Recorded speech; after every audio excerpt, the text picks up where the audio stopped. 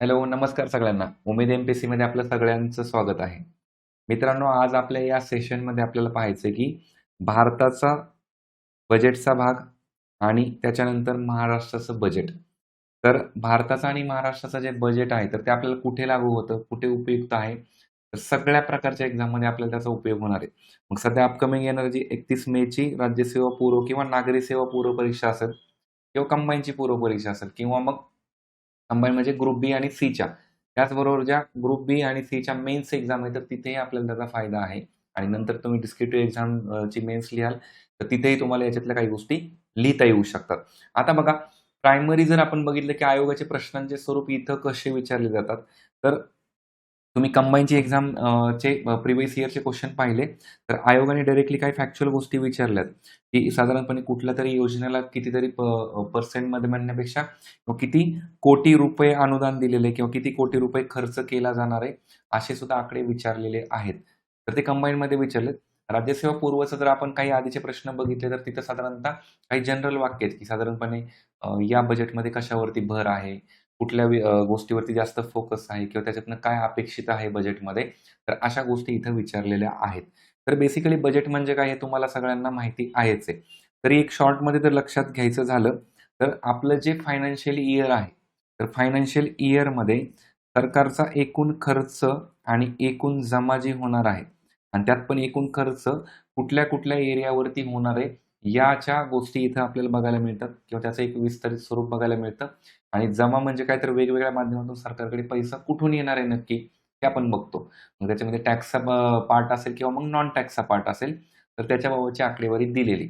आता आपल्याला हे जे दोन्ही बजेट बघायचे, ह्या दोन्ही बजेटमध्ये नक्की फरक कसा राहतो? भारताच्या बाबतीत आपल्याला उघड-उघड आहे, की ओव्हरऑल देशाचा विचार करून ते बजेट मांडलेले. स्टेटचा विचार केला तर सेम परत याच्यामध्ये आपल्या राज्याचा विचार करून जे वेगवेगळे डिपार्टमेंट आहेत, तर त्या डिपार्टमेंटसाठी किती खर्च केला जाणार आहे आणि त्या प्रत्येक डिपार्टमेंटच्या अंतर्गत एक्झिस्टिंग योजना असतील, नव्याने काही योजना मांडलेल्या असतील, तर त्या योजनांचा एक प्रकारे खर्चाचा भाग बघायला मिळतो किंवा अर्थसंकल्पीय तरतूद पाहायला मिळते. किंवा सरकार जर नव्याने काही इनिशिएटिव्ह घेणार असेल, तर ते नव्याने घेतले जाणारे इनिशिएटिव्ह आपल्याला तिथं पाहायला मिळणार आहेत. सो आपल्याला बजेट करत असताना प्रामुख्याने काय करायचं, की सगळेच आकडे नाही करायचे. तर जे इम्पोर्टंट घटक आहेत, तर ते इम्पोर्टंट घटक आपल्याला इथं बघायचे. आता बघा, आपल्याला भारताच्या बजेटच्या बाबतीत तुम्हाला जी फाईल आपण दिलेली, प्रामुख्याने जी शेअर केलेली, तर त्याच्यामध्ये तुम्हाला इंग्लिश मध्ये भारताच्या बजेटचे की फीचर्स तुम्हाला पाहायला मिळतील आणि महाराष्ट्राचं मराठीमध्ये. त्याचबरोबर भारताचं जर तुम्हाला अजून काही मराठीमध्ये पाहायचं झालं, तर तुम्ही डायरेक्टली पी-आय-बीवरती जे पब्लिश झालेलं 1 फेब्रुवारी रोजी, म्हणजे बजेटच्या दिवशीचंच जे डॉक्युमेंट आलेलं आहे, तर पी-आय-बीवरती तुम्हाला आपल्या बजेटच्या ठळक वैशिष्ट्यांची एक फाईल सुद्धा बघायला मिळेल. तर ती पण तुम्ही वाचू शकता. पण काय आहे ना, की दोन्ही सिमिलरच कंटेंट आहे. फक्त मागे-पुढे एक्सप्लेनेशन थोडंफार आहे. पण आपल्याला महत्त्वाचं काय आहे, की याच्यामध्ये आपल्याला तो बजेट आपल्याला समजला पाहिजे. तर ठळक वैशिष्ट्ये सुद्धा आपल्याला बजेटची बघायला मिळतात. त्याच्यामध्ये पार्ट ब वगैरे असे ते दिलेले आहेत. तर यामध्ये बघा, बजेटमध्ये मग आपण ते मराठी आणि इंग्लिश असं स्विच करूया. पण इंग्लिश फाईल बऱ्यापैकी विद्यार्थ्यांकडे आहे. तर आपण त्यात जाऊया. सुरुवातच कुठून होते बघा. की फीचर्स ऑफ बजेट आणि बजेट कुठल्या आर्थिक वर्षाचे 26-27 आर्थिक वर्ष आपल्याला माहिती आहे 1 एप्रिल ते 31 मार्चपर्यंत. आता यामध्ये सुरुवातच इथून आहे, की मिनिस्ट्री ऑफ फायनान्सच्या अंतर्गत असणारं बजेट डिव्हिजन. तो मिनिस्ट्री ऑफ फायनान्सच्या अंतर्गत असणारे वेगवेगळे 6 डिव्हिजन आहेत. तर त्या 6 डिव्हिजनपैकी बजेट डिव्हिजन इम्पॉर्टंट आहे. बजेट डिव्हिजनच्या अंतर्गत आपल्याला हे बजेट सुरू केलेलं किंवा एक काढलं जातं हे आपल्याला माहिती पाहिजे. तर एक प्रकारे डिव्हिजन म्हणण्यापेक्षा की डिपार्टमेंट आहेत मिनिस्ट्री ऑफ फायनान्सच्या अंतर्गतचे आणि त्या डिपार्टमेंटच्या अंतर्गतलं आपल्याला इथं बजेट डिव्हिजन बघायला मिळतं. ठीक आहे. तर याच्यामध्ये जर आपण बघितलं, की तुम्हाला वाटेल की रेव्हेन्यू डिपार्टमेंटच्या अंतर्गत आहे का, एक्सपेंडिचरच्या अंतर्गत आहे का, नक्की काय तर इकॉनॉमिक अफेअर्स जे याच्यामध्ये आहे. तर ते डिपार्टमेंट आपल्याला पाहायचं. जर आयोगाने कधी चुकून विचारलंच, की कुठल्या डिपार्टमेंटच्या अंतर्गत, तर इकॉनॉमिक अफेअर्स लक्षात ठेवा. रेव्हेन्यू वगैरे नाही. इकॉनॉमिक अफेअर्स याच्या अंतर्गत आपल्याला तुम्हाला इथं एक आपण डिपार्टमेंटची एक प्रकारे तुम्हाला डायग्राम दाखवू. फक्त हे विशेष आपल्याला विचारतीलच असं नाहीये, परंतु आपलं कन्फ्युजन नको व्हायला म्हणून हे तुम्हाला तुमच्या समोर 6 डिपार्टमेंट पाहायला मिळतील.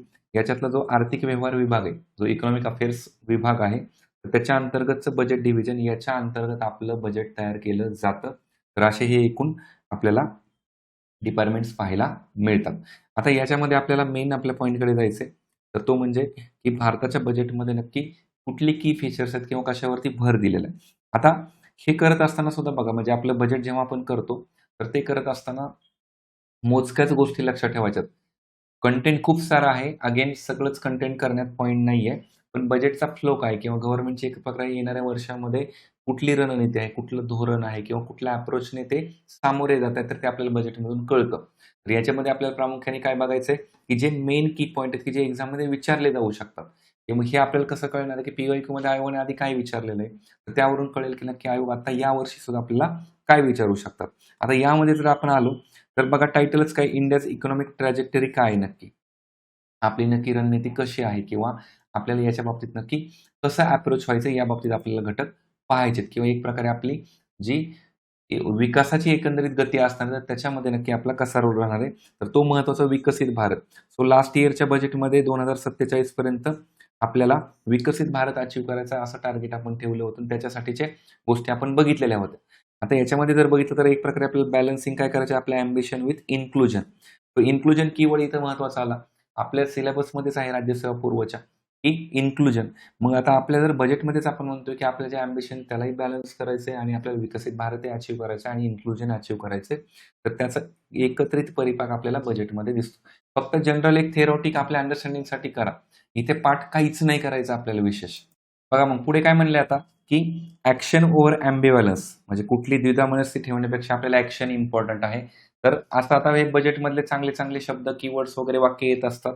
आपल्याला फक्त लक्षात ठेवायचं की सब अच्छे-अच्छे बातेच असणार आहेत. म्हणजे बजेटमध्ये कुठलंही सरकार असेल किंवा कुठलंही इन्स्टिट्यूट असेल, गव्हर्नमेंटची कुठलीही बॉडी असेल, तर त्याच्यात काही असं अ, वेगळं स्टेटमेंट करणार नाही. ते चांगल्या दृष्टीने स्टेटमेंट केलं जाणार असणार आहे.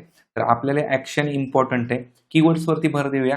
रिफॉर्म्स गरजेचे आहेत आणि आपल्याला लोक महत्त्वाचे आहेत पॉप्युलिझमपेक्षा. आता पॉप्युलिझम म्हणजे काय? फक्त लोकांना काहीतरी आश्वासनं दाखवायची आणि लोकांना त्यांच्यातच झुंजवत ठेवायचं. त्याच्यापेक्षा लोकांसाठी काम करणं महत्त्वाचं आहे. रिफॉर्म्स गरजेचे आणि ॲक्शन महत्त्वाची हे आपल्याला बजेटमधून दिसते. म्हणजे सरकारचा एक प्रकारे आपल्याला अप्रोच कळतो, की नक्की काय? प्रश्न इथं थेटपणे तसा येत नाही. पण आपल्याला अवेअरनेस पाहिजे, की नक्की याच्यामागची फिलॉसॉफी काय असते. ठीक आहे? आता बेसिकली इथं हा जो एक पॉइंट आहे, की एम काय आहे नक्की आपलं? आपलं ध्येय नक्की काय आहे? तर आपलं ध्येय आहे, की आपल्याला ट्रान्सफॉर्म करायचं आहे आपल्या ॲस्पिरेशनला. कशामध्ये करायचं आहे? अचीव्हमेंट्समध्ये. त्याचबरोबर महत्त्वाचं, की पोटेन्शियल इंटू परफॉर्मन्स. म्हणजे आपल्याकडे खूप सारी क्षमता आहे, पण आपल्याला त्याला परफॉर्म करायचं आहे आणि एक प्रकारे आपल्याला अचीव्हमेंट्स करायचे आहेत. मग ह्या कशामध्ये करायच्या? आपली स्टॅबिलिटी आणायची. ओव्हरऑल सगळी स्टॅबिलिटी. जसं इन्क्लुजनमध्ये आपण बघितलं ना, वेगवेगळ्या योजना, प्रत्येक घटकापर्यंत आपल्याला त्याच्या सुविधा पोहोचवायच्या, त्याचे लाभ पोहोचवायचे. त्याच प्रकारे स्टॅबिलिटी. फिस्कल डिसिप्लिन हा शब्द खूप महत्त्वाचा आहे. फिस्कल डिसिप्लिन, फिस्कल शब्दाचा अर्थ काय होतो? राजकोष आपला किंवा सरकारचा एक प्रकारे वित्ताच्या सगळ्या गोष्टी. सरकारची तिजोरी पण आपण म्हणू शकतो. त्याच्यामधली जी डिसिप्लिन आहे, तर ती सरकारला अचीव्ह करायची. ती डिसिप्लिन म्हणजे कशी असते बेसिकली, की सरकारने खर्च योग्य त्या ठिकाणीच केला पाहिजे. उत्पादक खर्चच केला पाहिजे. म्हणजे ज्या ठिकाणाहून पैसे खूप सारे रिटर्न्स येणार नाहीत किंवा जिथं ज्या ठिकाणी खर्च केलाय, पण जास्त लोकांना लाभ होणार नाही, तर असा खर्च सरकारने टाळायचा. चांगल्या ठिकाणी खर्च करायचा आणि चांगल्या एक प्रकारे सरकारने स्वतःचं इन्कम वाढवायचं. तर याला एक प्रकारे फिस्कल डिसिप्लिन आपण म्हणतो.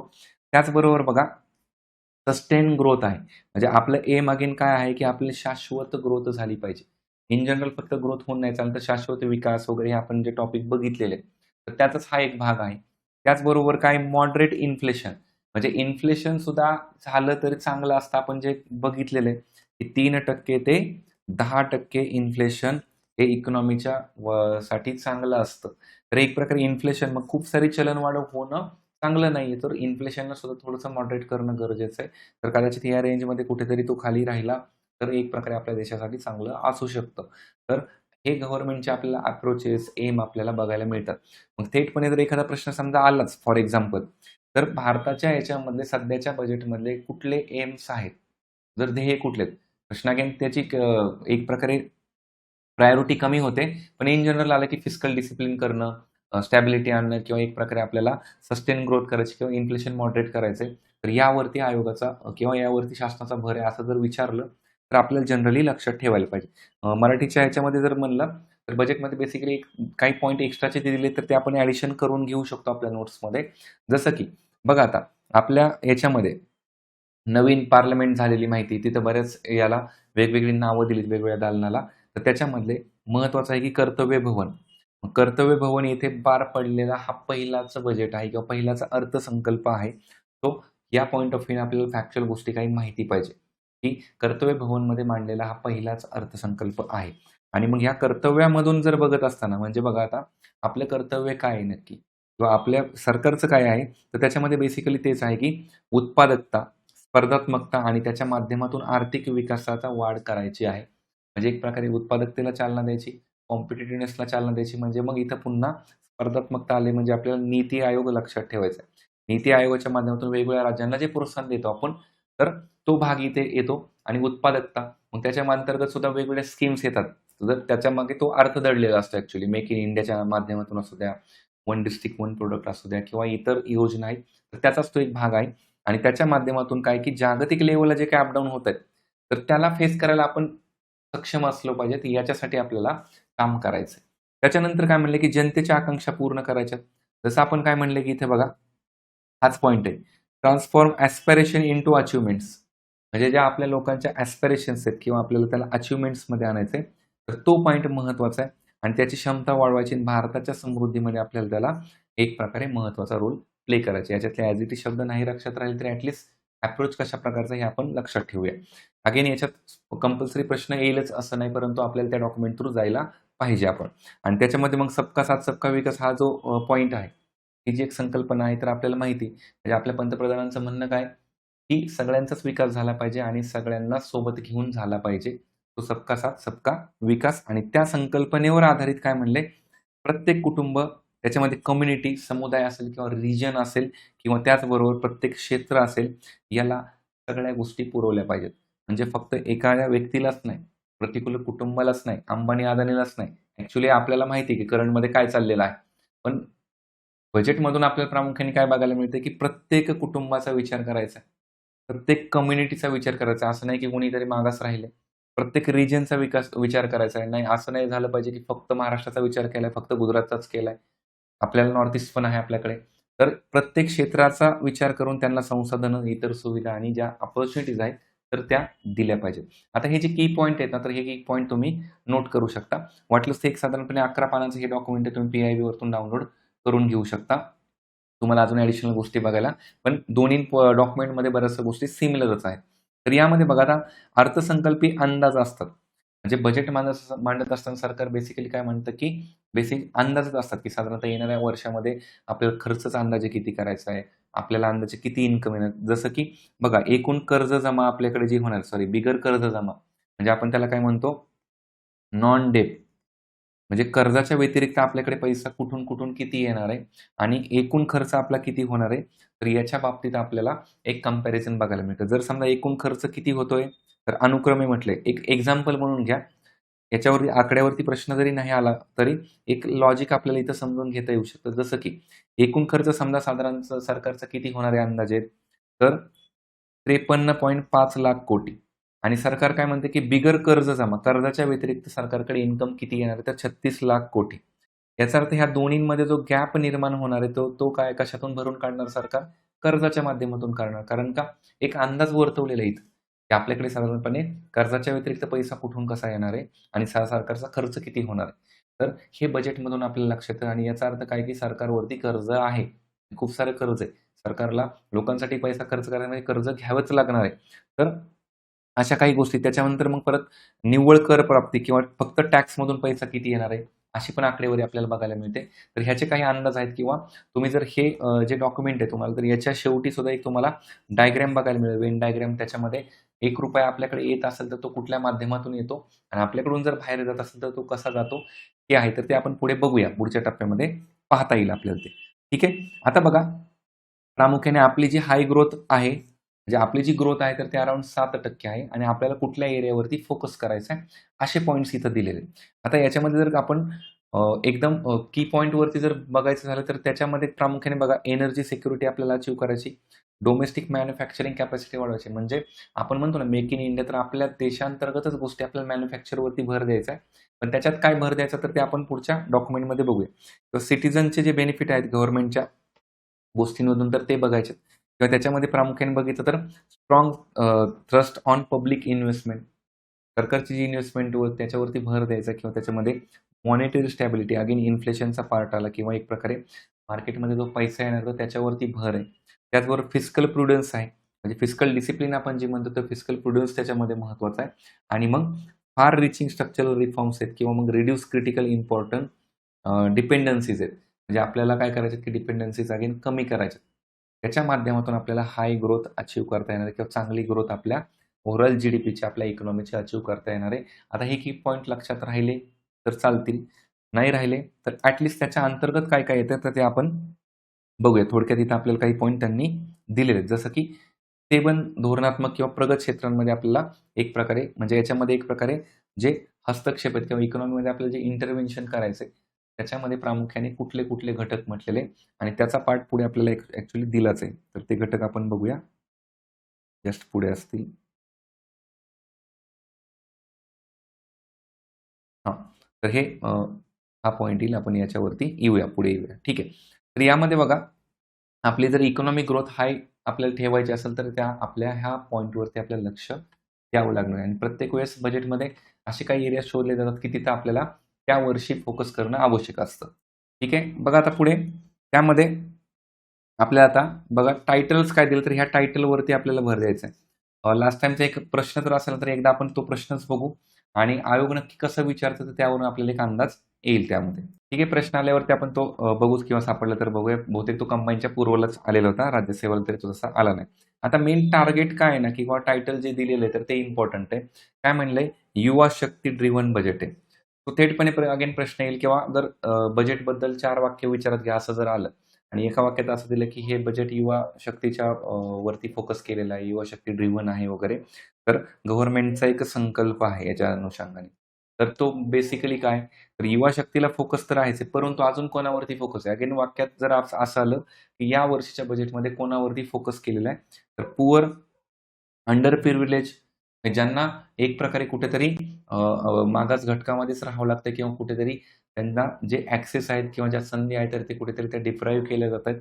असा अंडर प्रिव्हिलेज किंवा विशेष त्यांना कुठल्या संधी मिळाल्या आहेत असा गट आणि डिसएडव्हांटेज गट अगेन कुठल्याही बाबतीतला ॲडव्हांटेज न मिळालेला गट किंवा त्याला आपण म्हणूया की एकदम गरीब गट, तर यांच्यावरती प्रामुख्याने फोकस आहे.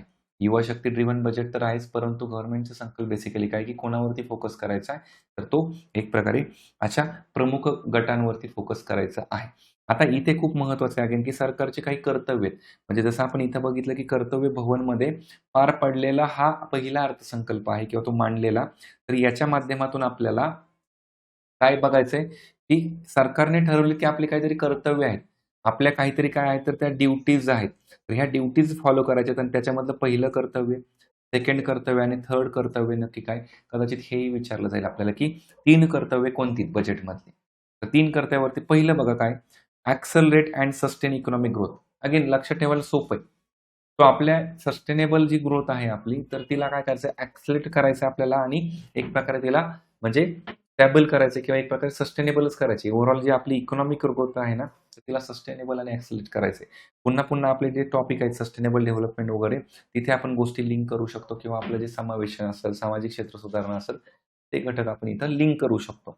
त्याचबरोबर बघा सेकंड कर्तव्य काय म्हणले, fulfil aspirations of our people. म्हणजे आम्ही भारताचे लोक वगैरे आपण जे आपल्या प्रिअम्बलमध्ये बघतो. तर आपल्या लोकांचे जे ॲस्पिरेशन्स आहेत, आपल्या लोकांच्या ज्या आकांक्षा आहेत किंवा इच्छाशक्ती ज्या आहेत किंवा ज्या आपल्याला आपण बघतो, की भविष्यात आपल्याला जे काय हवंय, तर त्या गोष्टी अचीव्ह करायच्या. आणि थर्ड काय कर्तव्य आहे, की सबका साथ सबका विकास. अगेन सरकारचं तेच कर्तव्य आहे. सरकारची तीच ड्युटी, की सगळ्यांचाच विकास झाला पाहिजे. आता त्याच्यात सब पॉइंट काय दिलेत, तर त्याच्यात जर विशेष काय असेल, तर आपण लक्षात ठेवू. आता सस्टेनेबल ग्रोथमध्ये काय म्हणलंय? पुन्हा तोच पार्ट वरती जो आपण बघितला तो म्हणजे प्रोडक्टिव्हिटी आणि कॉम्पिटिटिव्हनेस महत्त्वाचा आहे. त्याचबरोबर काय म्हणले building resilience to volatile global dynamic. जागतिक लेव्हलला आपण जे बघतो आता वॉर लाईक सिच्युएशन चालू आहे, तर त्याच्यामध्ये नक्की ही व्होलॅटिलिटी तर तिला आपल्याला काय करायचं स्टेबल करायचं आहे. म्हणजे आपल्याला रिअल टाईममध्ये ह्या गोष्टी लिंक करता येतील. ठीक आहे. नंतर बघा परत काय म्हणलंय सेकंड कर्तव्यामध्ये सब टॉपिक काय किंवा sub point build people's capacity. Again लोकांचे ॲस्पिरेशन हे टायटल आहे ना. ॲटलीस्ट तुमच्या साइडने काय करा, की पहिले 3 तर पाठच करा. म्हणजे हे जे टायटल्स दिलेत ना, तर हे टायटल पाठ करायला पाठ म्हणजे लक्षात राहतील ते. विशेष काही पाठांतराची गरज नाही. कारण त्याच्यात काही फॅक्च्युअल असा काही डेटा नाही, काही आकडेवारी नाहीये. लक्षात राहील. आता बघा काय म्हणलेलं, की बिल्ड पीपल्स कॅपॅसिटी. जनरल वाक्य करून त्याच्यातून अर्थ खूप मोठा आहे. जर आपण अर्थ काढलाच तर काय त्याच्यामध्ये कॅपॅसिटी बिल्ड करायची म्हणजे काय? एज्युकेशनल कॅपॅसिटी बिल्ड करायची, हेल्थची कॅपॅसिटी असेल किंवा एक प्रकारे आपल्याला स्किल डेव्हलपमेंट वगैरे सगळ्या गोष्टी आहेत. त्याच्यामधनं आपल्या कॅपॅसिटीज बिल्ड झाल्या पाहिजेत. असे आपण मॅक्सिमम अर्थ त्यातनं घ्यायला काही हरकत नाहीये.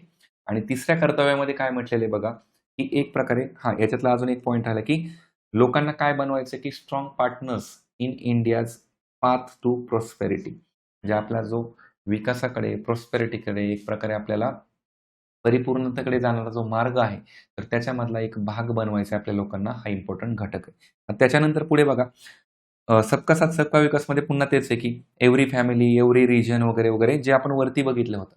कशामध्ये? आपल्या सुरुवातीच्या घटकामध्ये. कुठे पाहिलेलं आपण?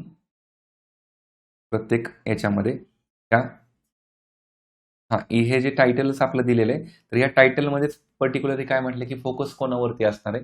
तर तो त्याचाच भाग आहे, की तिसरं कर्तव्य जे आहे, तर ते आपल्याला इथं पाहायला मिळतं. ठीक आहे, हे 3 घटक राहतील लक्षात. आता मेन पुढच्या जर आपण पॉइंटमध्ये आलो, तर पुढे नक्की टायटल्स काय दिलेत? बघा आता याच्यामध्ये काय म्हणलंय, sustaining the momentum of structural reforms. आता स्ट्रक्चरल रिफॉर्म्स बेसिकली काय असतात आपण समजून घेऊ.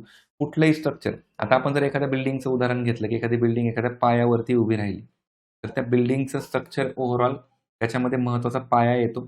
कारण तो बेस आहे आणि त्या बिल्डिंगचं स्ट्रक्चर प्रामुख्याने कसं आहे, की त्याच्यामध्ये कुठलं मटेरियल यूज केलेलं किंवा त्याचं एक प्रकारे इन आउट कसं आहे किंवा त्याच्यामध्ये एक प्रकारे जर आपण म्हणूया, की त्याचं ते अ, काय म्हणतो आपण त्याला, की सगळ्या ज्या प्लंबिंग सिस्टम असेल किंवा त्याच्यामधले जे इलेक्ट्रिसिटी असेल किंवा त्याच्यामधले जे लिफ्ट वगैरे ह्या गोष्टी असेल, तर ह्या गोष्टींचं स्ट्रक्चर इम्पॉर्टंट आहे. आणि त्याचं स्ट्रक्चरल ऑडिट पण भविष्यात केलं जातं, की ती बिल्डिंग किती वर्ष जगू शकते. जगू शकते म्हणजे काय? टिकू शकते. त्याच्यात मटेरियल कुठलं यूज केलंय. तर एक्झॅक्ट तिचं स्ट्रक्चर कसं आहे. राहायला तर लोकं कुठेही राहतील, झोपडीमध्ये राहतील, बिल्डिंगमध्ये राहतील, पण ते एक्झॅक्ट स्ट्रक्चर कसं आहे. फॉर एक्झाम्पल तसंच आपल्या देशाचं स्ट्रक्चर महत्त्वाचं आहे, की कुठल्या बेसिसवरती. मग त्याच्यामध्ये आपल्याला आपलं जे इकॉनॉमीचं स्वरूप आहे, तर त्याच्यामध्ये सरकार कुठल्या गोष्टीसाठी काम करतं, कुठल्या अपेक्षा असतात किंवा भारत एक विकसनशील देश आहे. तर बऱ्याच गोष्टींना आपल्याला इम्पोर्ट करावं लागतं. मग याचा अर्थ काय, की आपलं जे इम्पोर्ट एक्सपोर्ट आहे, तर हे एक प्रकारे म्हणजे इम्पोर्ट आपला जास्त आहे, एक्सपोर्ट आपला थोडा कमी आहे. तर हे आपलं इकॉनॉमीचं स्ट्रक्चर. याचा अर्थ आपली डिपेंडन्सी जास्त आहे बाहेरच्यांवरती. तर ते स्ट्रक्चर कुठेतरी आपल्याला बदलावं लागणार. असे अनेक आपल्याला स्ट्रक्चरल घटक बघायला मिळतात. इन्फ्लेशनचा भाग झाला किंवा एक प्रकारे आपल्याला जे आपण म्हणतो, की पॉवर्टी किंवा अनएम्प्लॉयमेंट आपल्याकडे जरा जास्त आहे. कारण का पॉप्युलेशन जास्त आहे. तर हे आपल्या इकॉनॉमीमधले बेसिक स्ट्रक्चरल प्रॉब्लेम्स आहेत. तर ते आपल्याला कुठेतरी सॉल्व्ह करावे लागतील. त्याचमध्ये मग महत्त्वाचं काय, की sustaining the moment of structural reforms. हे स्ट्रक्चरल रिफॉर्म्स सस्टेनिंग कसे करायचे? मग कंटिन्यूअस अडॅप्टिव्ह आणि फॉरवर्ड लुकिंग. उघड-उघड आपल्याला सरळ-सरळ त्याच्यात दिसतं. म्हणजे गव्हर्नमेंटचा अप्रोच आपल्याला बजेटमधून दिसतो. साधारणतः आपल्याला काय अपेक्षित आहे आणि काही आकडेवारी आपण बघू. Robust and resilient financial sector. म्हणजे आपलं फायनान्शियल सेक्टर आपल्याला एक प्रकारे काय करायचंय? स्ट्राँग करायचंय. त्याच्यामध्ये कुठलाही लॅग नाही आला पाहिजे, कुठलाही वीकनेस दिसला नाही पाहिजे. रोबस्ट करायचंय. त्याचबरोबर काय करायचं आपल्याला अजून, की मोबिलाईज करायचं. काय करायचंय? सेव्हिंग्जला मोबिलाईज करायचंय. लोकांच्या गुंतवणुकी असतील किंवा लोकांच्या सेव्हिंग्ज एक प्रकारे. आणि त्याच्यानंतर काय allocating capital efficiently and managing risk. Again भांडवल महत्त्वाचं आहे ना. इकॉनॉमीमध्ये भांडवल आपल्याला अलोकेट व्यवस्थित करता नाही आलं, इफिशियंट नाही करता आलं, तर रिस्क वाढतील. म्हणून रिस्कसुद्धा आपल्याला मॅनेज करायच्यात. आणि याच्या माध्यमातून परत आपण कुठे जाणार आहे? पुढे बघा आता हा पॉइंट महत्त्वाचा आहे हायलाइट केलेला. Cutting edge technologies. आता कटिंग एज टेक्नॉलॉजी बेसिकली काय, की ज्या एआय टेक्नॉलॉजी किंवा फोर्थ इंडस्ट्रियल रिव्होल्यूशन वगैरे याच्यात ते जे आपण घटक म्हणतो, तर तो पार्ट येतो. त्यामुळे तो आपल्याला लक्षात ठेवायचा आहे. इन्क्लुडिंग एआय ॲप्लिकेशन्स आपल्याला म्हटलेच. एआय ॲप्लिकेशन्स म्हणजे रिसेंटच्या टेक्नॉलॉजीवरती आपल्याला भर द्यायचा आहे आणि त्याच्या माध्यमातून आपल्याला काय अचीव्ह करायचं आहे? Force multipliers for better governance. म्हणजे आपलं जे गव्हर्नन्स आहे, शासन आहे, सुशासन आपण त्याला म्हणतो. तर त्याला एक प्रकारे आपल्याला काय करायचंय? तर बेटर बनवायचे. तर अशा पद्धतीने आपलं एक प्रकारे कुठून कुठपर्यंत प्रवास एक प्रकारे दिलाय, की मोमेंटम ऑफ स्ट्रक्चरल रिफॉर्म्सचा आपल्याला कुठपर्यंत जायचंय? तर बेटर गव्हर्नन्सपर्यंत जायचंय. हा एक अप्रोच आहे आणि अप्रोच फक्त आपण अंडरस्टँड करायचा. एक्झामला थेटपणे नाही विचारला, तरी प्रश्नाचं स्वरूप जर कुठे वेगवेगळं आलं, तर आपल्याला ते माहिती पाहिजे. ठीक आहे? येस. आता पुढे बघा. इंडियाज रिफॉर्म एक्सप्रेस म्हटलेलं आहे, की भारताने एक्सप्रेसमध्ये नक्की म्हणजे आपलं काय अपेक्षित आहे पुढं याच्या बाबतीत एक इथं स्टेटमेंट्स दिले. तर पहिल्यांदा काय म्हणतोय आपण, की कॉम्प्रिहेन्सिव्ह इकॉनॉमिक रिफॉर्म्स आपण आणतोय. म्हणजे सगळ्या सेक्टरमध्ये एक प्रकारे जनरल वाक्य आहे. त्याच्यात विशेष काही नाही. एम्प्लॉयमेंट वाढवायची, प्रॉडक्टिव्हिटी वाढवायची किंवा ग्रोथ वाढवायची. त्याच्यामध्ये एक वाक्य असं आलेलं आहे, की मग 350 पेक्षा जास्त किंवा तेवढे रिफॉर्म्स आपण रोल आउट केलेले आहेत आणि त्याच्यामध्ये जर प्रामुख्याने म्हणलं जी-एस-टीला सिम्प्लिफाय करणं असेल, आपण बघतो की मागच्या काळामध्ये जी-एस-टीचे रेट हे बदललेले आहेत थोडक्यात. त्याच्यानंतर नोटिफिकेशन ऑफ लेबर कोड्स म्हणजे कामगारांच्या संदर्भातली संहिता आणलेली आहे. म्हणजे ह्या 350 रिफॉर्मचा एक भाग आहे. तर आपल्याला हे सगळे रिफॉर्म वगैरे पाठ करण्याची विशेष गरज फक्त काही गोष्टी त्याच्यामध्ये मेन्शन केल्या आहेत, की असं-असं आपण केलेलं आहे. त्याच्यानंतर एक हाय लेव्हल कमिटी फॉर्म केलेली. आता कशासाठी असणार आहे, तर रिफॉर्मच्या बाबतीतच कमिटी असेल. त्यामुळे विशेष अजून काही लक्षात ठेवायची गरज नाही. सेंट्रल गव्हर्नमेंट वर्क कोणासोबत करणार आहे, तर राज्य गव्हर्नमेंटसोबत करणार आहे. कशासाठी, तर डिरेग्युलेशन हा पॉइंट इम्पॉर्टंट आहे. इन जनरल लक्षात राहू द्या, की गव्हर्नमेंटचं एक अप्रोच काय आहे, की जे नियमन आहे, म्हणजे जे नियमावली आहे एक प्रकारे नियम अ, या नियमाला काय करणं, की रेग्युलेट करणं किंवा त्यांची जी किचकट अटी असतील किंवा त्याच्यातल्या नियमामुळे काय होत असेल, की आपल्याला रिफॉर्म इझिली करता येत नसेल किंवा एखादी गोष्ट एक्झिक्यूट करता येत नसेल, तर त्याला कमी करणं, त्याची ग्रॅव्हिटी कमी करणं हे प्रामुख्याने आहे आणि रिड्युसिंग कंप्लायन्स रिक्वायरमेंट ज्या आहेत, त्या महत्त्वाच्या. आता पुढे बघा आता हा एक टायटल इम्पॉर्टंट आहे, की pillars of growth and development. Again आपल्या सिलेबसचा पॉइंट हा आहे. म्हणजे आपल्याला राज्यसेवा पूर्वमध्ये सिलेबसच डायरेक्टली आहे. ग्रोथ अँड डेव्हलपमेंट किंवा सोशिओ इकॉनॉमिक डेव्हलपमेंट आपण बघतो. तर पिलर्स नक्की काय? अगेन टायटल्सवरती विचारलं जाईल, की ग्रोथ अँड डेव्हलपमेंटचे पिलर्स बेसिकली काय? तर कीवर्ड्स अगेन. आता एक काय महत्त्वाचं, की सस्टेनिंग ग्रोथ. आता सस्टेनिंग इकॉनॉमिक ग्रोथ म्हणजे आपण वरती बघा 3 कर्तव्य बघितले होते. 3 कर्तव्यामधलं पहिलं तेच आहे, की सस्टेनिंग ग्रोथ आपल्याला करायची. त्याच्यानंतर पुढे काय करायचंय? Strengthening foundations of growth. म्हणजे अगेन वाढीचे पिलर्सच जे काही फाउंडेशन त्याचं जे काही बेसिक आहे, त्याला बळकट करायचे. आता मग ते बळकट करणं कुठलं असेल? इंडस्ट्री सेक्टरमधलं असेल, सर्व्हिसमधलं असेल, कृषी, मॅन्युफॅक्चरिंग सेक्टर असेल, तर त्याला बळकट करणं आणि महत्त्वाचं people centric approach. People centric development general वाक्य. अगेन पाठांतराचा भाग नाही. अच्छी बात आहे सगळे याच्यामध्ये वेगळं विशेष काही नाहीये. ट्रस्ट बेस गव्हर्नन्स असलं पाहिजे. म्हणजे लोकांचा सरकारवर विश्वास असला पाहिजे. नाहीतर असं नको व्हायला, की सरकार आपल्यासाठी काही करत नाही म्हणून लोकांनी अविश्वास दाखवला, तर त्यातनं वेगळे प्रॉब्लेम तयार होतील आणि सरकारने सुद्धा ट्रस्ट बेस्ड गोष्टी वाढवण्यावरतीच भर दिला पाहिजे आणि त्याच्यातून येतो मग की महत्त्वाचा point ease of doing business. आता ईज ऑफ डुईंग बिझनेसचा एक सिंपल अर्थ घ्यायचा, की जे व्यावसायिकता आहे आपल्याकडे, तर ती व्यावसायिकता किती सोपी करता येईल आपल्याला. मग याच्यामध्ये एक इन जनरल एक्झाम्पल लक्षात ठेवायचं. समजा एखाद्या व्यक्तीला बिझनेस स्थापन करायचा आहे. तर तो बिझनेस स्थापन करत असताना त्याला जी बेसिक रजिस्ट्रेशनपासून ते तो बिझनेस एक्झिक्यूट पर्यंत ज्या वेगवेगळ्या मान्यता लागतील, ज्या गोष्टींमध्ये त्याला काही इन्व्हेस्टमेंट करायची असेल किंवा ज्या गोष्टी त्याला इन्फ्रास्ट्रक्चर लागेल, मग त्याच्यामध्ये वीज कनेक्टिव्हिटी असू द्या, टॅक्सबद्दल काही गोष्टी असू द्या किंवा कुठलं एखादं शुल्क भरणं असू द्या किंवा कुठलीही मान्यता असू द्या, तर त्या गोष्टी ईझी झाल्या पाहिजेत. म्हणजे थोडक्यात त्याला काय व्यवसाय करणं सोपं झालं पाहिजे. याला आपण ईज ऑफ डुईंग बिझनेस म्हणतो आणि हे व्यावसायिकतेचं वातावरण ओव्हरऑल आपल्या भारतामध्ये राबवणं ही काळाची गरज आहे आणि त्याचबरोबर ईज ऑफ लिव्हिंग म्हणजे लोकांचं ईज ऑफ लिव्हिंग महत्त्वाचं आहे आणि ह्या सगळ्यांच्या याला परत महत्त्वाचा घट येतो फिस्कल मॅटर्स. म्हणजे राजकोषीय जे घटक आहेत, मग त्याच्यामध्ये आपण परत पुन्हा 2 टायटल खाली विचार करतो. एक तर खर्च आणि जमा. मग सरकारचा खर्च कशा प्रकारचा आहे, लोकांचे खर्च कसे आहेत, हे घटक त्यामध्ये आहेत. त्यामुळे हे पिलर्स इम्पॉर्टंट आहेत. मग आता या पिलर्समधला पहिला जर पिलर बघितला, तर सस्टेनिंग इकॉनॉमिक ग्रोथ. आता आर्थिक वाढ आपल्याला सस्टेन करायची, तर त्याच्यामध्ये आता परत काय येणार आहे? आता सब पॉइंट. अगेन लॉजिकल वगैरे याच्यामध्ये विशेष लक्षात न ठेवता किंवा तुम्ही इकॉनॉमिक सर्व्हे करत असताना मग सिक्वेन्सनेस करतो. मग ते लक्षात तर आयोग अर्थसकट प्रश्न नसतेच विचारत. ज्या काही अशा युनिक गोष्टी दिसतील आपल्याला, तर त्या गोष्टी त्या असं आपल्या समोर आले की आपण त्याच्यावरती भर देऊया. तर इन जनरल तुम्हाला पिलर लक्षात ठेवायला लागतील. आता सस्टेनिंग इकॉनॉमिक ग्रोथ म्हणजे शाश्वतता आणायची आपल्याला इकॉनॉमिक ग्रोथमध्ये. तर ती कशी? मग पहिला पॉइंट बघा आता. पहिला पॉइंट इन जनरल लक्षात घ्या, की मॅन्युफॅक्चरिंग आणि स्ट्रॅटेजिक घटक जे आहेत किंवा जे फ्रंटियर सेक्टर्स आहेत, तर त्याच्यामध्ये नक्की कसं डेव्हलपमेंट करायचंय. आता या मराठी फाईलमध्ये आपण जर आपल्या ह्याच्यात आलो, तर बघा पहिलं जे कर्तव्य आहे आपलं, आर्थिक विकासाला गती देणं आणि शाश्वतता राखणे, तर तो भाग आहे. इथं आपण जे बघतोय, की हा जो पॉइंट आहे, की एक प्रकारे सस्टेनिंग इकॉनॉमिक ग्रोथ हा आपलं कर्तव्य फर्स्ट जे आपण बघितलेलं आहे वरती, तर तो भाग आहे. या कर्तव्य फर्स्टला कसं अचीव्ह करायचंय म्हणजे शासनाचं जे कर्तव्य आहे, तर त्याच्यामध्ये प्रामुख्याने एक प्रकारे उत्पादन क्षेत्र जे उत्पादन क्षेत्रामध्ये एक प्रकारे धोरणात्मक गोष्टी आणि त्याच्यामधले 7 घटक प्रामुख्याने इथं दिलेत. तर ते घटक कुठले? एक बघा स्ट्रॅटेजिक म्हणजे काय? धोरणात्मक आणि मॅन्युफॅक्चरिंग सेक्टरमध्ये, उत्पादन क्षेत्रामध्ये हे जे एकंदरीत घटक तुमच्या समोर आहेत, तर ह्या घटकांमध्ये आपल्याला काय करायची? डेव्हलपमेंट्स करायची. मग याच्यामध्ये वन बाय वन आपण जर फक्त वाचले, तर त्याच्यातले परत आपल्याला ॲडिशनल अजून गोष्टी बघायला मिळतील. जसं समजा बायोफार्मा शक्ती. तो बायोफार्मा तर बायोफार्मावरती भर दिला हा आपल्यासाठी इम्पॉर्टंट पॉईंट आहे. जर समजा आपल्याला एखादं स्टेटमेंट आलं प्रश्नामध्ये, की या बजेटमध्ये बायोफार्मावरती भर दिला आहे आणि बायोफार्मामध्ये जर बघितलं, तर बघा इथं पॉईंट आहे. तर बायोफार्मामध्ये काय करायचं आहे नक्की? तर एक प्रकारे जागतिक बायोफार्मा उत्पादन केंद्र म्हणून आपलं भारत हा विकसित झाला पाहिजे किंवा आपलं तेवढं महत्त्व झालं पाहिजे. मग याच्यासाठी तरतूद किती केली? तर प्रश्न इथं कदाचित बनू शकतो. तो म्हणजे की बायोफार्माला पुढच्या 5 वर्षासाठी 10,000 कोटीची एक प्रकारे काय केलेली 10,000 करोड तेवढी गुंतवणूक करण्याचा उद्देश ठेवलेला आहे. तर प्रश्न इथे बनवू शकतो. त्यामुळे बायोफार्मा 10,000 कोटी हे लक्षात ठेवायचं आहे. ठीक आहे. इथं 10,000 कोटी तुम्ही लिहून ठेवू शकता किंवा ती तुम्ही पी-आय-बीची फाईल तुमच्याकडे प्रिंट केली तर ती अजून बेटर होईल.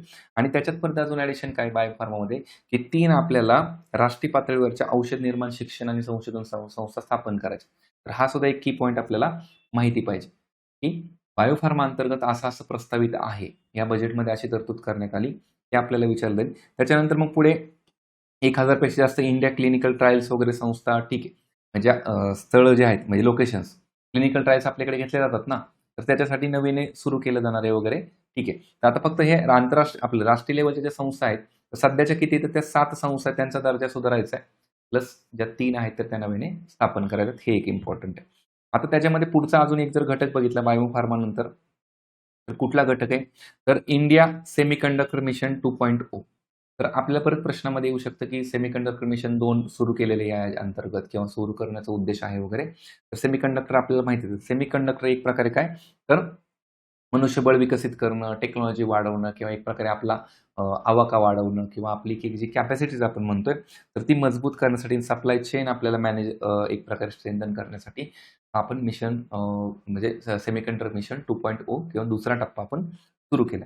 त्याचबरोबर बघा इलेक्ट्रॉनिक्स घटकासाठी मग 40,000 कोटींची तरतूद. 40,000 कोटी हे विशेष विचारलं जाणार नाही. पण एक इन जनरल लक्षात ठेवायला पाहिजे इलेक्ट्रॉनिक्स च्या बाबतीतलं आहे. जसं आपल्याला हे याच्यामधले जे घटक आहेत इथं बघा इलेक्ट्रॉनिक्स कंपोनंटच्या संदर्भातली मॅन्युफॅक्चरिंग स्कीम जे म्हणलेले म्हणजे हे इथलेच पॉईंट फक्त काय केलं ते मराठीच्या बजेटच्या फीचर्समध्ये आपल्याला ते एक्सप्लेन केलेले बघायला मिळतात. तर त्यातल्या मेन गोष्टीच आपण बघूया. आता जसं की बघा इथं अजून एक पॉईंट आहे की केमिकल पार्ट्स, डोमेस्टिक प्रोडक्शन वगैरे आपल्याला जे करायचे तसा पण एक घटक आहे. त्याचबरोबर अजून पुढे काय म्हणले खाणकाम आणि संशोधन प्रक्रिया. याच्यामध्ये जर बघितलं तर एक की पॉईंट आपल्यासाठी महत्त्वाचा आहे. रेअर अर्थ मेटल्स किंवा रेअर अर्थ कॉरिडॉर स्थापन केला जाणार आहे. रेअर अर्थ मेटल्स म्हणजे काय की जे खूप दुर्मिळ पद्धतीने आपल्याला मेटल्स सापडतात. तर असे मेटल्सच्या संदर्भाने मग कुठे आपल्याला कॉरिडॉर उभा करायचा आहे तर राज्यांची नावं लक्षात ओडिसा आहे, केरळ आहे, आंध्र आणि तमिळनाडू हे राज्यांना काय म्हटलेले खनिज संपन्न. सो आपल्यासाठी हा पॉईंट इम्पॉर्टंट आहे की कुठल्या राज्यांच्या अंतर्गत असा रेअर अर्थ कॉरिडॉर स्थापन केला जाणार आहे. तर ही 4 नाव लक्षात ठेवायची आहेत. ओडिसा, केरळ, आंध्र आणि तमिळ. आंध्र, तमिळ, ओडिसा आपलं हे केरळ, आंध्र, तमिळनाडू हे आपल्याला एका सदर्न स्टेट म्हणून लक्षात राहतील. पण मग वरती ओडिसा आहे हे पण लक्षात घ्या. तर रेअर अर्थच्या संदर्भाने इथं आपल्याला हा पॉईंट बघायला मिळतो की स्कीम ऑफ रेअर अर्थ परमनंट मॅग्नेट वगैरे त्याचं मायनिंगमधलं रिसर्च, त्याचं मॅन्युफॅक्चरिंग वगैरे. तर हा पॉईंट राज्याचे 4 नावं आपल्याला इम्पॉर्टंट आहेत. त्याचबरोबर बघा अजून जर आपण बघितलं की क्लस्टर आधारित प्लग अँड प्ले मॉडेलवर किंवा एक प्रकारे केमिकल पार्क्स असतील. प्लग अँड प्ले म्हणजे काय की एखाद्या गोष्टी ठिकाणी आपल्याला इमिजिएट काही सुरू करायचं असेल काही पार्क्स वगैरे तर प्लग अँड प्ले आपण त्याला म्हणतो. तर तशी एक योजना राज्यांना मदत देणारी सुरू केली जाणार आहे. त्याचबरोबर बघा कॅपिटल एन्हान्समेंटसाठी भांडवली वस्तू क्षमतेला बळकटी देणं म्हणजे जे कॅपिटल गुड्स आपण अगेन म्हणतो की ज्याच्याद्वारे आपल्याला अजून नव्याने प्रोडक्शन करता येतं, आपल्याला ग्रोथ करता येते. तर त्याला एक प्रकारे आपण म्हणतोय. मग त्याच्यासाठी काय करायचंय? तर मग हायटेक टूल रूम्स निर्माण करायचे किंवा जागतिक दर्जाचे आपल्याला डिझाईन्स असतील तशा मशिनरीज आणायच्यात. त्याचबरोबर टेक्नॉलॉजिकली किंवा एक प्रकारे इन्फ्रास्ट्रक्चरली आपल्याला बळकटी द्यायची. यासाठी सुद्धा इनिशिएटिव्ह आपण केलेले आहेत. म्हणजे एक प्रकारे याच्यामध्ये हायटेक टूल रूम्स इथं म्हणलेले आहे. याच्यामध्ये हा जो पॉईंट आहे हायटेक टूल रूम्स म्हणजे काय? तर हायली टेक्नॉलॉजी ज्या आहेत इम्पॉर्टंट तर त्या आणायच्यात. आणि CPSE म्हणजे काय? सेंट्रल पब्लिक सेक्टर एंटरप्राइजेस म्हणजे ज्या केंद्र सरकारच्या ज्या महत्त्वाच्या संस्था आहेत तर त्या संस्थांमध्ये आपल्याला हे डिप्लॉय करायचं. अगेन टायटल कशाच्या अंतर्गत बघतो आपण की आपली शाश्वत ग्रोथ काय करायची सस्टेन करायची. ह्या पहिल्या कर्तव्याच्या अंतर्गत सरकारची ही कर्तव्य आहेत. तर ते घटक आपण बघतोय. त्याचबरोबर अजून काय आहे ह्याच्यामध्ये जर आपण बघितलं पुढे की साधारणपणे बघा जागतिक स्तरावर कंटेनर उत्पादनासाठी एक इकोसिस्टम निर्माण केलं आहे. आपण जे कंटेनर इम्पोर्ट एक्सपोर्टमध्ये बघतो तर त्याच्या माध्यमातून त्या बघा येणाऱ्या 5 वर्षासाठी 10,000 कोटीपेक्षा जास्त त्याच्यासाठी सुद्धा तरतूद केलेली आहे. हा एक भाग झाला. नंतर बघा वस्त्रोद्योगासाठी सुद्धा एक कार्यक्रम आखलेला आहे. आता बघा आपल्याकडे टेक्स्टाईल इंडस्ट्री खूप महत्त्वाची. टेक्स्टाईलच्या अंतर्गत आपले जे एक्सपोर्ट इम्पोर्ट होतोय तर तो खूप मोठ्या प्रमाणावरती राष्ट्रीय फायबर योजना आपण प्रामुख्याने सुरू केली. आता राष्ट्रीय फायबर योजना कशासाठी? जे फायबर्स आहेत, जे तंतू वगैरे आपण म्हणतो, मग त्याच्यामध्ये रेशीम असेल, लोकर असेल, ताग असेल, हे काय झाले नॅचरल फायबर. नॅचरल फायबरच्या व्यतिरिक्त आर्टिफिशियल फायबर असतात. मग त्यांच्यामध्ये म्हणजे जसं की मानवनिर्मित तंतू आपण त्याला म्हणतो. तर याच्यासाठी आपण आत्मनिर्भर बनावं. म्हणजे या दोन्हींमध्ये आपण आत्मनिर्भर बनावं. आपल्याला जागतिक लेव्हलला कोणावरती डिपेंडन्सी नाही राहावी. याच्यासाठी प्रामुख्याने आपण काय केलेलं आहे? तर हे राष्ट्रीय फायबर योजना सुरू केलेली. आता राष्ट्रीय फायबर योजनेच्या बाबतीत सुद्धा इथे आपल्याला हे title integrated programme for textile वगैरे असंच एक टायटल इन जनरल आपल्याला पाहायला मिळतं. त्याचबरोबर बघा strengthening domestic manufacturing high value वगैरे ठीक आहे. आपल्या देशांतर्गत आपल्याला मॅन्युफॅक्चरिंग करायची किंवा एक प्रकारे 200 पेक्षा जास्त लिगसी इंडस्ट्रियल क्लस्टर्स आहेत तर ते करायचे आहेत किंवा अफोर्डेबल गुड्स वगैरे आपल्याला आणायचे आहेत. म्हणजे आपल्याकडे स्पोर्ट कल्चर वगैरे जे वाढवायचं आहे तर त्याच्यासाठी प्रामुख्याने. आता बघा वस्त्रोद्योगाच्यासाठी बरंचसं इथं घटक हा दिलेला आहे. ही फाईल तुम्ही जर प्रिंट काढली वगैरे तर अगेन याच्यातलं सुद्धा सरसकट सगळं करायचं नाही. टोटल याच्या 11 पेजेस वगैरे पण मग इम्पॉर्टंट गोष्टीच की ज्या एक्झामच्या दृष्टीने इम्पॉर्टंट किंवा विचारल्या जाऊ शकतात तर ते महत्त्वाचं आहे. आता इथे एक पॉईंट हा बघा की खादी असेल, हातमाग असेल किंवा हस्तकला, अगेन हँडीक्राफ्ट सगळा किंवा टेक्स्टाईलच्या संदर्भानेच आहे. तर त्याला बळकट करण्यासाठी महात्मा गांधी ग्राम स्वराज्य उपक्रम घोषणा केली. तो ग्राम स्वराज्य उपक्रम कशासाठी सुरू केलेला आहे? तर असा प्रश्न जर आला आणि टायटल काय दिलं की समजा या अर्थसंकल्पामध्ये ग्राम स्वराज्य उपक्रम कुठल्या घटकासाठी सुरू केला आणि ऑप्शन दिले खादी, हातमाग वगैरे किंवा विलेज डेव्हलपमेंट असं काहीतरी वेगळंच दिलं किंवा अजून स्वच्छतेच्या बाबतीत काहीतरी असं दिलं. तर आपल्याला हे टायटल्स इम्पॉर्टंट आहेत. तो खादी, हातमाग आणि हस्तकला हे इम्पॉर्टंट आहे.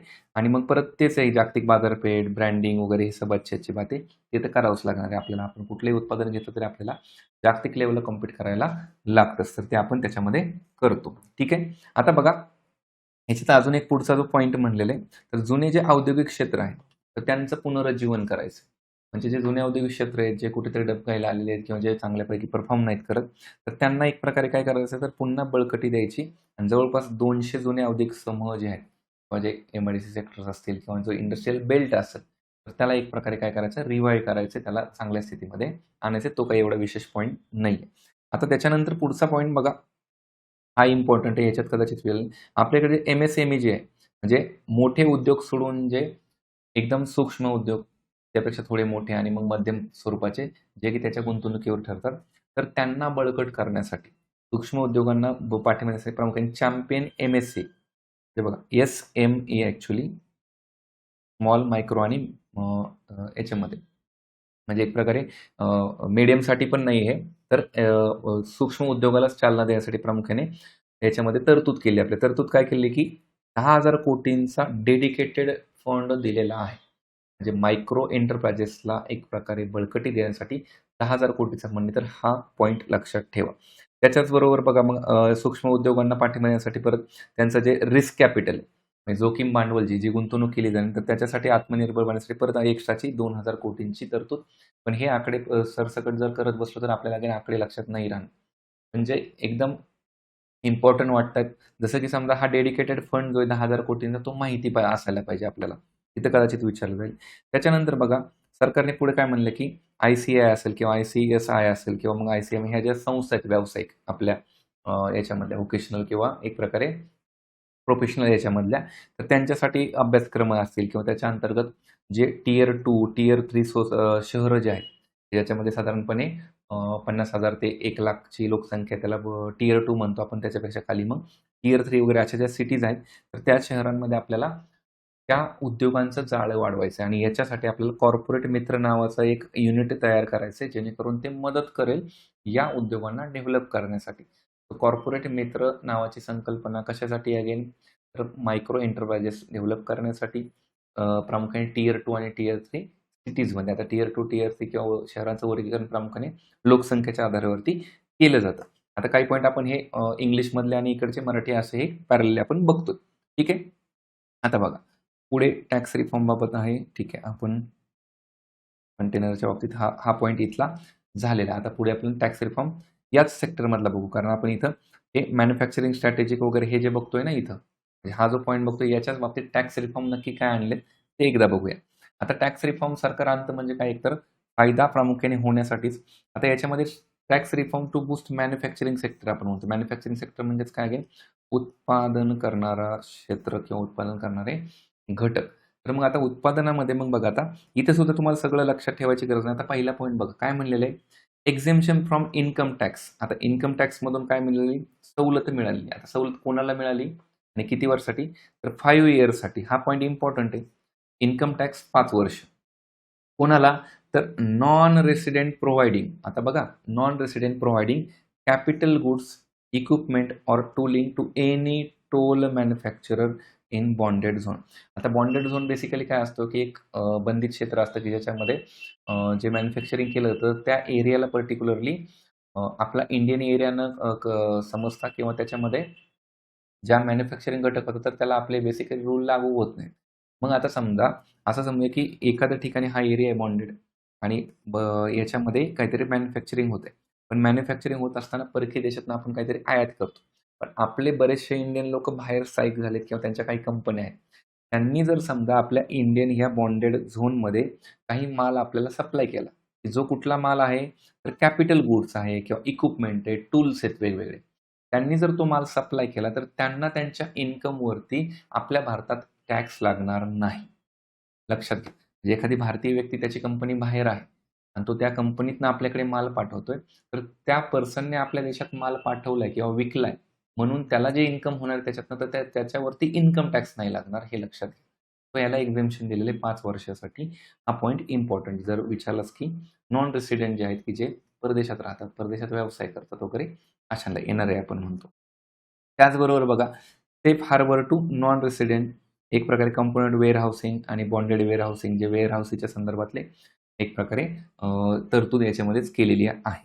त्याचबरोबर बघा, deferred duty payments window to trusted manufacturers, म्हणजे एक प्रकारे जो ड्युटी भरली जाते त्याच्यामध्ये जे पेमेंट्स आहेत तर त्याच्यामध्ये जे ट्रस्टेड मॅन्युफॅक्चरर्स असतील, जे विश्वासू असतील, तर त्यांना त्याच्यामधला एक विंडो दिली जाईल. ते पण विशेष काही लक्षात ठेवायचं नाही. पहिला पॉईंट लक्षात ठेवा.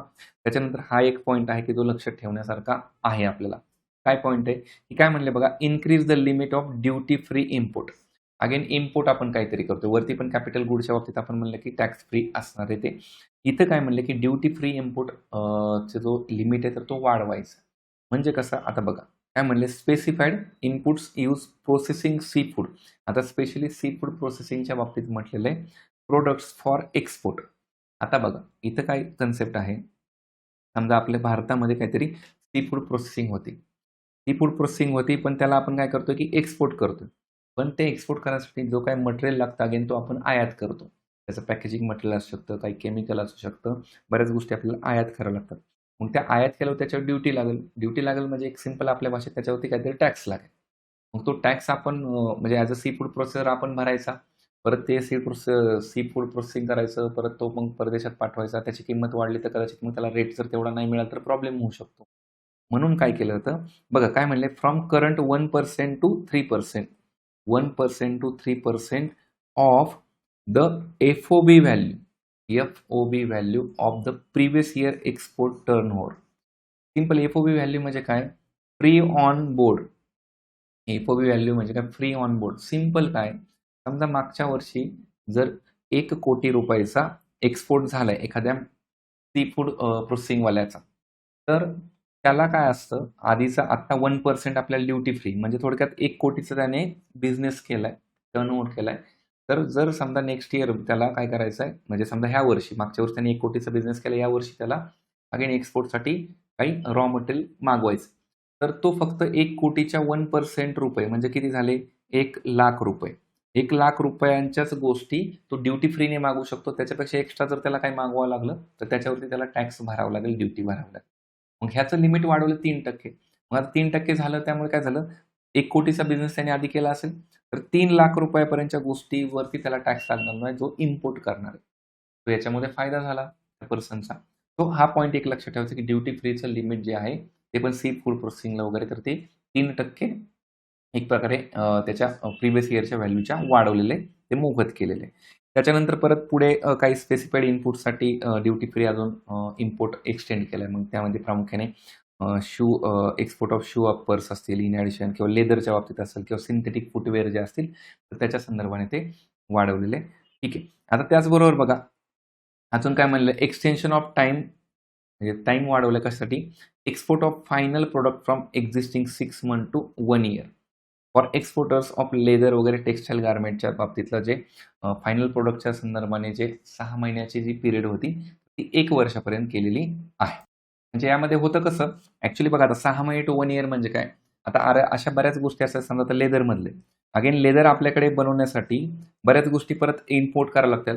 जर समजा आपण पर्टिक्युलर माल इम्पोर्ट केला तर तो इम्पोर्ट करून जर फायनल गुड तयार होईल अंतिम वस्तू तयार होईल फायनल प्रोडक्ट म्हटलेलं आहे तर तो 6 महिन्याच्या आतच परत एक्सपोर्ट करावा लागतो. कच्चा माल आपण समजा मागवला त्याच्यावरती ड्युटी फ्री लागली आपल्याला काही कुठलाही कर लागला नाही तर तो माल वापरून आपल्याला जर अंतिम उत्पादन तयार करायचं त्याला एक्सपोर्ट करावंच लागेल 6 महिन्यात. जर तुम्ही त्याच्या पुढे गेलात तुम्हाला टॅक्स भरावा लागेल. तर मग इथं आता तो 1 इयरचा पिरियड वापरला त्यामुळे काय झालं की आपल्याकडे जे मॅन्युफॅक्चरर आहेत जे अंतिम वस्तू बनवतात त्यांना वेळ मिळाला. ते व्यवस्थित बनवू शकतात आणि त्यांना एक्सपोर्ट करायला चान्स मिळू शकतो. म्हणजे अगेन हे पॉझिटिव्ह साईन आहे की एक प्रकारे मदत करणारं आहे. त्यानंतर पुढे काय म्हणले मायक्रो ओव्हनच्या बाबतीतले आपल्याला एक्झेम्पशन दिले कस्टम ड्युटीच्या बाबतीत. ठीक आहे मायक्रो ओव्हन आपल्याला म्हणजे मॅन्युफॅक्चरिंगसाठी जे काही लागणारे घटक आहेत पार्ट्स म्हटलेले त्याचं एक्झेम्पशन आहे ठीक आहे ते. त्याच्यानंतर परत एअरक्राफ्ट मॅन्युफॅक्चरिंगसाठी परत कस्टम ड्युटी एक्झेम्पशन दिलेले जाऊ दे तोही पॉईंट तेवढा महत्त्वाचा नाही. अजून काय म्हटलेले बघा तर एक्झेम्पशन दिले बेसिक कस्टम ड्युटी अजून कोणाला तर रॉ मटेरियल कशासाठी आपण काय मॅन्युफॅक्चर अगेन एअरक्राफ्टचे जे पार्ट्स बनवतो त्याचं मेंटेनन्स रिपेअर वगैरे थोडक्यात काय केलं विमान उद्योगाला चालना दिलेली एवढं तुम्ही शॉर्टमध्ये लिहिलं बाजूला तरी पण चालेल ते काही एवढं महत्त्वाचं नाही. नंतर काय म्हणलेलं आहे रेग्युलर इम्पोर्ट ट्रस्टेड काय लॉंग स्टँडिंग सप्लाय चेन रेकग्नायझरी सिस्टीम वगैरे ठीक आहे काही महत्त्वाचं नाही. एक्सपोर्ट कार्गोसाठी इलेक्ट्रॉनिक सीलिंग ठीक आहे क्लिअरन्स फॅक्टरी प्रिमायसेस वगैरे ओके काही एवढं अगेन इम्पॉर्टंट नाही. स्पेशल वन टाईम मेजर्स आता इथे बघा स्पेसचं काहीतरी आलेलं आहे आणि त्या बाबतीत आपल्याला महत्त्वाचं काय म्हणलं special one time measure to facilitate sale in domestic tariff area at concessional rate of duty by eligible manufacturing units SEZ म्हटलेलं आहे. आता इथे पण महत्त्वाचं काय की आपल्याकडे जे सेज असतात special economic zones says policy आपल्याकडे आहे 2000 सालची 2005 त्याकडे कायदा आहे. आता सेज जो झोन असतो स्पेशल इकॉनॉमिक झोन तर त्याच्यामध्ये जे सर्व्हिस सेक्टर असेल मॅन्युफॅक्चरिंग असेल तर त्यांना सुद्धा एक विदेशी क्षेत्र म्हणूनच ओळखलं जातं तर त्याला एक प्रकारे आपल्या देशातले काही रूल लागू होत नाही. आता मग जर समजा काय म्हटलेलं आहे तर sale in domestic tariff area म्हणजे जर समजा आता जनरली सेल्स कशासाठी बेसिकली इथं जे प्रोडक्शन होईल त्याला आपण काय करायचं निर्यात करायचं त्यामुळे आपल्या देशाला फायदा होईल. पण जर समजा सेल्समध्ये माल तयार झाला आणि तो आपल्या देशातच विकला डोमेस्टिकच विकला तर त्याच्यावरती टॅरिफ लागेल. मग टॅरिफ लागलं तर परत अगेन लोकांना ते परवडणार नाही. तो मग त्याच्यावरती काय दिलेलं आहे एक प्रकारे कन्सेशनल रेटने काय केलं जाणार आहे तर तो विकला जाणार एक प्रकारे त्याला परकीय ड्युटी लागणार नाही. म्हणजे एक प्रकारे तो आयात केल्यासारखा ट्रीट केला जाणार नाही. तर हा पॉईंट आहे. तो सेल्सच्या बाबतीत बेसिकली काय त्याला विदेशी म्हणून तसं गणलं जाणार नाही किंवा त्याच्यावरती कन्सेशन स्पेशली दिलं जाऊ शकतं.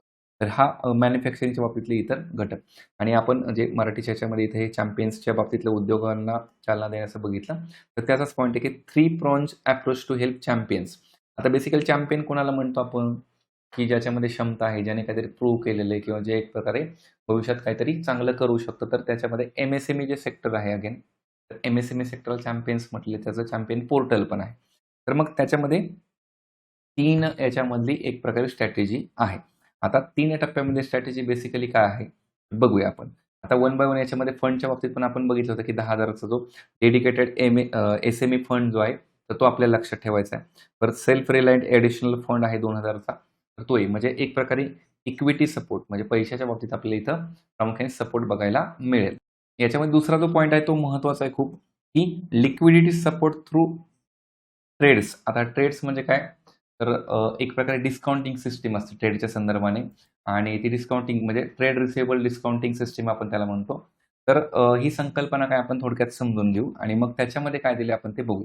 आता बघा छोटे जे उद्योग असतात तर बऱ्याच वेळा ज्यांचं जे प्रोडक्ट असतं ते प्रोडक्ट त्यांनी जे तयार केलेलं आहे तर ते प्रोडक्ट मोठमोठ्या कंपन्यांना ते विकलं जातं छोटेसे पार्ट आणि मोठ्या कंपन्या अशा अनेक छोट्या कंपन्यांकडनं ते मटेरियल घेत असतात.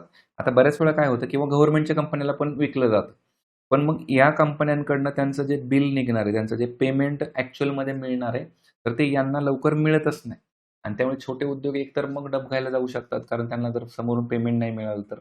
मग या केसमध्ये काय होतं, की जो माल विकलाय त्याचं फक्त बिल असतं, डॉक्युमेंटरी बिल. तो ट्रेडर्सच्या अंतर्गत एक प्रकारे काय तर एक पोर्टल असतं. तर ह्या पोर्टलवरती हे जे छोटे उद्योग आहेत काय करू शकतात, तर ते जे बिल डॉक्युमेंट आहे, की आम्ही एवढ्या रुपयाचा माल विकलेला आहे अशा कंपनीला, तर ते बिल तिथं अपलोड करू शकतात. बिल अपलोड केल्यानंतर वेगवेगळ्या बँका काय करतात, तर ते बिल स्वतः विकत घेतात. आता बघा, समजा ए नावाच्या बँकेने एखादं बिल विकत घेतलं, तर ती ए नावाची बँक त्या बिलाचे पैसे नंतर ज्याला माल विकला त्याच्याकडनं रिकव्हर करेल त्यांच्या लेव्हलवर. त्याच्या बदल्यात त्यांचं जे काही मार्जिन असेल वगैरे घेईल. पण इमिजिएट काय होईल, की ह्या बँकेने बिल विकत घेतल्यामुळे ह्या पोर्टल थ्रू ज्याचा कोणाचा माल प्रोड्यूस ज्याने केला होता, तर त्याला इमिजिएट पैसे मिळतील. कारण का इकडं माल ज्याला विकलाय त्याच्याकडनं पैसे वेळेत मिळणार नाहीत. थोडं लेट होऊ शकतं आणि त्याच्यामुळे छोट्या उद्योगांना प्रॉब्लेम होईल. तो इमिजिएट जर पैसे मिळवायचे असतील, तर मग याच्यामध्ये या पद्धतीचा वापर केला जातो आणि हे शासन मान्य गोष्टीने चालतं. आता बघा याच्यामध्ये काय म्हणलंय, mandate trades transaction settlement platform for all purchases from MSME by CPS. म्हणजे एक प्रकारे प्रायव्हेट पण सोडा, सेंट्रल पब्लिक सेक्टरच्या जेवढ्या एंटरप्राइजेस, सरकारची कुठलीही मोठी कंपनी की जिने तो माल खरेदी केलाय, तर त्याच्या बदल्यात जे काही ट्रान्झॅक्शन सेटलमेंट आहे, तो प्लॅटफॉर्म आहे वगैरे, त्याच्या बाबतीतलं मॅन्डेट केलेलं आणि ह्या मॅन्डेटमध्ये मग आपल्याला बऱ्याच गोष्टी बघायला मिळतात. तर इन जनरल फक्त लक्षात ठेवा, की ही सिस्टीम नक्की कशी असते. अगेन टेक्निकल याच्यात प्रश्न नाही विचारला जाणार, कारण का आपला तो सिलेबसचा भाग तेवढा बनत नाही किंवा तेवढ्या डिटेल आपण जात नाही. भले मग कंबाईन एक्झाम असू द्या, राज्यसेवा असू द्या, कुठेही तेवढं जात नाही. पण याच्यामध्ये मग तेच आहे, की ट्रेड्स रिसिव्हबल असेट बॅक सिक्युरिटीज वगैरे त्याला सपोर्ट असणारा, त्याच्यामध्ये डेव्हलप करायचं, सेकंडरी मार्केट, लिक्विडिटी एन्हान्स करायची, ट्रान्झॅक्शन वाढवायचे वगैरे, वगैरे हे आहे. त्याचबरोबर बघा कॅपिटल गेन्स टॅक्सच्या बाबतीत सुद्धा इनव्हॉइस वगैरे डिस्काउंटिंग देणं. इन जनरल थोडक्यात काय, की छोट्या उद्योगांना पैसे मिळाले पाहिजेत वेळेमध्ये, तर त्यासाठी ह्या गोष्टीला एन्हान्स करणं. म्हणून आपण जे टायटल इथं बघतोय ना, छोट्या उद्योगांना एन्हान्स करण्यासाठी 3 प्रॉन्ट जी अप्रोच आहे, त्याच्यातला एक तर इक्विटी सपोर्ट, पैशाचा इनिशियल सपोर्ट, त्यांची लिक्विडिटी वाढली पाहिजे.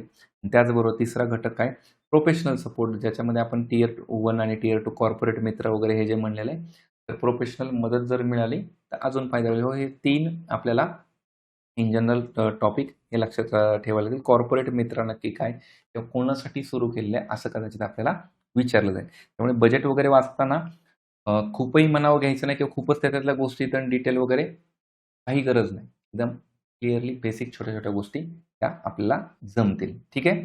आता पुढे आपण जाऊया याच्यामध्ये 1.2 म्हणजे जाण्याच्या आधी काय म्हणले, टॅक्स प्रपोजल एक दिलेले काय, removal of current value cap of 10 lakh per consignment courier export. आता याच्यात पण एक आहे, आपल्याला जर कुरिअर वगैरे करायचं असेल, कुरिअर कन्साइनमेंट, तर एक प्रकारे 10 लाख रुपयाची जी अमाउंट असेल, समजा एखादी कुरिअर करतोय, त्याची अमाउंट 10 लाख रुपये असेल, तर एक प्रकारे त्याला कुरिअरच्या माध्यमातून किंवा त्याला जे बेनिफिट मिळतात कुरिअर करण्याचे, तर ते मिळतच. आणि त्याच्या पुढे जर अमाउंट गेली त्या गोष्टींची, वस्तूंची वगैरे, तर मग त्याला वेगळा चार्ज लागतो. मग ते जे लिमिट आहे, तर ते लिमिट एक प्रकारे रिमूव्ह करण्याची तरतूद केलेली कन्साइनमेंटच्या बाबतीतली, तर तेवढी ती आपल्याला इम्पॉर्टंट आहे, आपण ती लक्षात ठेवायला पाहिजे. सेकंड पॉइंट आता महत्त्वाचा आहे, renewing the emphasis on service sector. तर सर्व्हिस सेक्टरवरती नक्की भर कसा द्यायचा आहे किंवा त्याला आपल्याला प्रामुख्याने काही गोष्टी रिन्यू करायच्या आहेत. आता अगेन इथं की पॉइंट आपण एक-एक लक्षात ठेवू. काय म्हणलं सर्व्हिस सेक्टरच्या बाबतीत म्हणलं तर विकसित भारतासाठी काय करायचं आहे आपल्याला, कोर ड्रायव्हर कुठला घटक असणार आहे, high power education to employment. आणि महत्त्वाचं काय तर मग त्याच्यासाठी enterprise standing committee to focus on service sector. Simple काय, एज्युकेशन आपण जे घेतोय तर ते एज्युकेशनचं रूपांतर एम्प्लॉयमेंटमध्ये झालं पाहिजे, म्हणजे एक प्रकारे सर्व्हिस सेक्टरमध्ये आपल्याला योगदान देता येईल. तर हे घटक महत्त्वाचे आहेत. आता याच्यामध्ये परत बघा, सर्व्हिस सेक्टरमध्ये इथे एज्युकेशन पॉईंट आला, एम्प्लॉयमेंट आला. अगेन समावेशांमध्ये आपण जे बघितलेला भाग आहे तो. हेल्थच्या बाबतीत काय ॲडिशन करायची, तर त्याच्यामध्ये upgrade and establishing new institute. तो एक प्रकारे काही संस्थात्मक गोष्टींच्या डेव्हलपमेंटच्या बाबतीत इथं तरतूद आहे आणि त्याच्यामध्ये प्रामुख्याने health professionals, allied health professionals in 10 selected discipline, म्हणजे वेगवेगळे 10 क्षेत्र असतील, तर त्याच्यामध्ये आपल्याला हेल्थ प्रोफेशनल्स आणायचे किंवा हेल्थ प्रोफेशनल संदर्भात ते इन्स्टिट्यूट निर्माण करायचे. नंतर अजून काय म्हणले, national skill qualification framework care system बाबतीत म्हणलेलं आहे, की व्हरायटी ऑफ NSQF माहिती आहे, नॅशनल स्किल क्वालिफिकेशन फ्रेमवर्क. तर त्याच्या अंतर्गत काय करायचं आहे, तर ट्रेन 1.5 लाख, अगेन आकडा नाही लक्षात ठेवला तरी चालेल, NSQF काय आहे आपल्याला माहिती. मेडिकल टुरिझम, आता सगळं हे काय आहे? आपण जे टायटलच बघतो सर्व्हिस सेक्टर. मग सर्व्हिसमध्ये एज्युकेशन येणार आहे, हेल्थ येणार आहे, टुरिझम येणार आहे त्याच्यामध्ये. तर त्यामध्ये बघा मेडिकल टुरिझमवरती आपला भर आहे. आपला देश मेडिकल टुरिझमसाठी ओळखला जातो. आता यामध्ये जर पाहिलं तर scheme to support states establishing 5 hubs for medical value tourism. म्हणजे राज्यांना मदत करायची, ठीक आहे. तर 5 आपल्याला हब बनवायचे आणि याच्या अंतर्गत प्रायव्हेट पार्टनरशिप सुद्धा करायची आहे. म्हणजे प्रायव्हेट सेक्टर सुद्धा याच्यामध्ये सामावून आपल्याला घ्यायचंय. तर हे मेडिकल टुरिझम लक्षात ठेवायचे 5 फक्त हब लक्षात ठेवा तेवढा आकडा. त्याच्यानंतर बघा आयुष अगेन आपल्याला माहिती. तर आयुर्वेद आहे, युनानी असेल, त्याच्यामध्ये मग योगा असेल, नॅचरोपॅथी वगैरे हे सगळे घटक आहेत. किंवा आपल्याकडे आयुष मंत्रालय पण आहे 2014 ला स्थापन झालेलं. याच्या अंतर्गत काय आहे, की 3 नवीन ऑल इंडिया इन्स्टिट्यूट स्थापन करायचे. मग कुठले? तर आयुर्वेदाच्या बाबतीतली आणि upgrading Ayush pharmacies and drug testing lab. आता याच्या अंतर्गत बेसिकली काय की आपल्याला टायटल महत्वाचं आहे की 3 ऑल इंडिया लेव्हलचे इन्स्टिट्यूट स्थापन करायचे आयुर्वेदाला अपग्रेड करणं, एन्हान्स करणं याच्यासाठी. त्याचबरोबर काय म्हणले, upgrading WHO global traditional medicine centre. म्हणजे एक प्रकारे WHOच्या अंतर्गत जे सेंटर आहे त्याला अपग्रेड करायचं, सिंपल. आयुषच्या बाबतीत तरतूद आहे का? तर काहीतरी आपली जी सिस्टीम आहे तर त्याला डेव्हलप करायचं का? तर येस करायचंय. तर ठीक आहे. नंतर बघा पुढे काय म्हणलेलं आहे, तर आपल्याला महत्वाचं आहे की setting up AVGC content creator labs आणि त्याच्यामध्ये सेकंडरी स्कूल्स, कॉलेजेस वगैरे. Orange economy. आता ऑरेंज इकॉनॉमी बेसिकली काय, तर हे तुम्हाला टायटल माहिती पाहिजे. ऑरेंज इकॉनॉमी म्हणजे बेसिकली काय, जे डिजिटल माध्यम आहेत किंवा जे व्हिज्युअल इफेक्ट्स वगैरे आहेत किंवा मग मीडियाच्या बाबतीतली जी इकॉनॉमी आहे, त्याला आपण एक प्रकारे ऑरेंज इकॉनॉमी म्हणतो. आणि त्याच्यामध्ये AV म्हणजे काय, ऑडिओ व्हिज्युअल्स याच्या अनुषंगाने ती आहे. आता याच्यामध्ये ऑडिओ व्हिज्युअल्स वगैरे आपण म्हणतो, त्याच्यात अजून ॲडिशनल जर पार्ट म्हणलं तर तो प्रामुख्याने कुठला येतो? तर याच्यामध्ये ॲक्चुअली आपण जर म्हणलं तर ॲक्शन असेल किंवा याच्यामध्ये हा G म्हणजे काय आहे, गेमिंग आहे. त्याच्या अंतर्गत आपल्याला व्हिज्युअल इफेक्ट्स असतील, इव्हन त्याच्यामध्ये काही सॉफ्टवेअर्स असतील किंवा त्याच्यामध्ये जर सर्व्हिस सेक्टरचा आपण काय बघतो किंवा म्युझिक असेल, तर ह्या गोष्टीला सगळ्याला एकत्रित आपण काय म्हणतो, तर क्रिएटिव्ह इकॉनॉमी सुद्धा म्हणतो. ऑरेंज इकॉनॉमी म्हणजे एक प्रकारे क्रिएटिव्ह इकॉनॉमी किंवा त्याच्यामध्ये ॲनिमेशनचा भाग आहे. म्हणजे बघा हॉलिवूडमधले वगैरे जे वेगवेगळे मूव्हीज आपण बघतो, डिजिटल क्रिएशन वगैरे ह्या सगळ्या गोष्टी त्याच्यामध्ये व्हिज्युअल इफेक्ट्स, गेमिंग किंवा याच्यामध्ये सी म्हणजे हा ॲक्चुअली काय कॉमिक्स आहे. कॉमिक्स. तर याच्या ज्या कंटेंट क्रिएशनच्या लॅब्स आहेत, तर त्या लॅब बनवायच्या. याच्या अनुषंगाने या क्षेत्राचा समावेश आहे. त्याच्यावरती विशेष भर आहे. अगेन क्वेश्चन आला तर आपल्याला काय येऊ शकतो, की ऑरेंज इकॉनॉमी म्हणजे काय किंवा त्याच्यामध्ये कशाचा समावेश होतो? तर त्याच्यामध्ये डिजिटल क्रिएशन महत्त्वाचं आहे, मीडिया आहे, ॲनिमेशन आहे, गेमिंग आहे, कंटेंट क्रिएशन वगैरे याचा भाग समाविष्ट होतो. ठीक आहे. नंतर बघा डिझाईनच्या बाबतीत सर्व्हिस सेक्टरमध्ये काय ॲडिशन आहे? तर new national institute for design किंवा नॅशनल इन्स्टिट्यूट ऑफ डिझाईन हे स्थापन करायचं आहे ईस्टर्न रिजनमध्ये. एक प्रकारे ईस्टर्न इंडियामध्ये एक डिझाईनच्या संदर्भाने इन्स्टिट्यूट स्थापन करायचं आहे, असं एक इन जनरल एका वाक्यात आपल्याला माहिती पाहिजे. जसं स्पोर्ट्सच्या बाबतीत आपण म्हणलं होतं, की बघा स्पोर्ट्सच्या बाबतीत आपल्याला खेलो इंडिया मिशन आपल्याकडे सुरू केलेलं आहे आधीचं. वर्ष किती एकदा क्रॉस चेक करा फक्त 2015 असेल. एकदा फक्त क्रॉस चेक करा. तर त्याच्यामध्ये खेलो इंडिया मिशनच्या अंतर्गत काय करायचं, तर टॅलेंट इंटिग्रेशन, टॅलेंट डेव्हलपमेंट, त्याच्यामध्ये पाथवे असेल, सिस्टमॅटिक कोचिंग डेव्हलपमेंट म्हणजे कोचिंग हा कीवर्ड आहे, इंटिग्रेशन ऑफ सायन्स टेक आहे आणि त्याच्यामध्ये स्पोर्ट इन्फ्रा. तो अगेन खेलो इंडियामध्ये आधी स्पर्धा वगैरे भरवल्या जायच्या, पण त्याच्याही पुढे जाऊन प्रामुख्याने खेलो इंडिया मिशनच्या अंतर्गत बघितलं तर इन्फ्रास्ट्रक्चर डेव्हलपमेंट करायची. एक प्रकारे स्टुडंटच्या डेव्हलपमेंट्स असतील त्याच्यामध्ये मग सायन्स टेकचा वापर करायचा आहे. तर हे अपेक्षित आहे. सो आपल्याला अगेन प्रश्नामध्ये आलं तर काही या बजेटमध्ये खेलो इंडिया मिशन सुरू केलेले आहे आणि त्याच्या अंतर्गत या अशा डेव्हलपमेंट आहे. इंडिव्हिज्युअल क्वेश्चन नाही आलं तरी आपल्याला एका वाक्यामध्ये ते विचारलं जाऊ शकतं. आता पुन्हा एकदा एज्युकेशनमधलं अजून काय काय आलेलं आहे, तर 5 युनिव्हर्सिटी टाउनशिप आपल्याला निर्माण करायच्यात. आता युनिव्हर्सिटी टाउनशिप म्हणजे काय आपल्याला माहिती आहे, की मोठी टाउनशिप असते. त्याच्यामध्येच आतमध्ये सगळ्या गोष्टी आपल्याला उपलब्ध असतात. तर याच्या अंतर्गत 5 टाउनशिप निर्माण करायच्या आणि त्या कुठे? तर प्रामुख्याने मेजर इंडस्ट्रियल आणि लॉजिस्टिक कॉरिडॉर जे आहेत. आता इंडस्ट्रियल कॉरिडॉर म्हणजे आपल्याकडे जर उदाहरण द्यायचं झालं तर दिल्ली-मुंबई इंडस्ट्रियल कॉरिडॉर आपण बघतो. त्याच्या आसपासच्या जे मोठ्या शहरांचा विकास करणं, त्याच्या माध्यमातून जी उद्योगाची, व्यवसायाची जी वाहतूक वगैरे आहे किंवा ह्याच्यासाठी आपण गोष्टी बघतो. तर अशा कॉरिडॉर्स म्हणजे आता दिल्ली-मुंबई हाच नाही, तर मेजर इंडस्ट्रियल कॉरिडॉर किंवा लॉजिस्टिक कॉरिडॉर 5 युनिव्हर्सिटी टाउनशिप निर्माण करायचे. 5 युनिव्हर्सिटी टाउनशिप हा कीवर्ड आपल्यासाठी इम्पॉर्टंट आहे, जर काही आलंच तर. त्याचबरोबर अजून काय ॲडिशन आहे बघा, तर girls hostel in higher education STEM. आता सायन्स टेक्नॉलॉजी आपल्याला माहिती आहे किंवा मग मॅथमॅटिक्स वगैरे याच्या बाबतीत इंजिनिअरिंग वगैरे, तर त्याच्या बाबतीत प्रत्येक जिल्ह्यामध्ये गर्ल्स हॉस्टेल निर्माण करायचं हा पॉईंट पण इम्पॉर्टंट आहे. मुलींसाठी हॉस्टेल. तर अगेन कुठल्या एज्युकेशनमध्ये, हायर एज्युकेशन, स्टेम एज्युकेशनमध्ये प्रत्येक जिल्ह्याच्या ठिकाणी असं एक वाक्य सरळ सरळ येऊ शकतं. प्रत्येक जिल्ह्यात उभारायचंय किंवा काही मोजक्या जिल्ह्यात उभारा करायचंय किंवा अजून काहीतरी वेगळं वाक्य होऊ शकतं त्याच्यामध्ये, इन जनरल लक्षात ठेवा. त्याच्यानंतर बघा टुरिझमच्या बाबतीत अजून काय काय दिलेलं आहे. एक प्रकारे आपल्याला 4 टेलिस्कोप इन्फ्रास्ट्रक्चर फॅसिलिटी निर्माण करायचं. अगेन आकड्यावरती लक्षात ठेवा की 4 टेलिस्कोप इन्फ्रा, बस एवढंच इम्पॉर्टंट आहे. त्याचबरोबर बघा टुरिझम, आपल्या टुरिझमला अगेन खूप मान्यता आहे. मान्यता म्हणण्यापेक्षा की आपला देश टुरिझमसाठी खूप चांगल्यापैकी ओळखला जातो.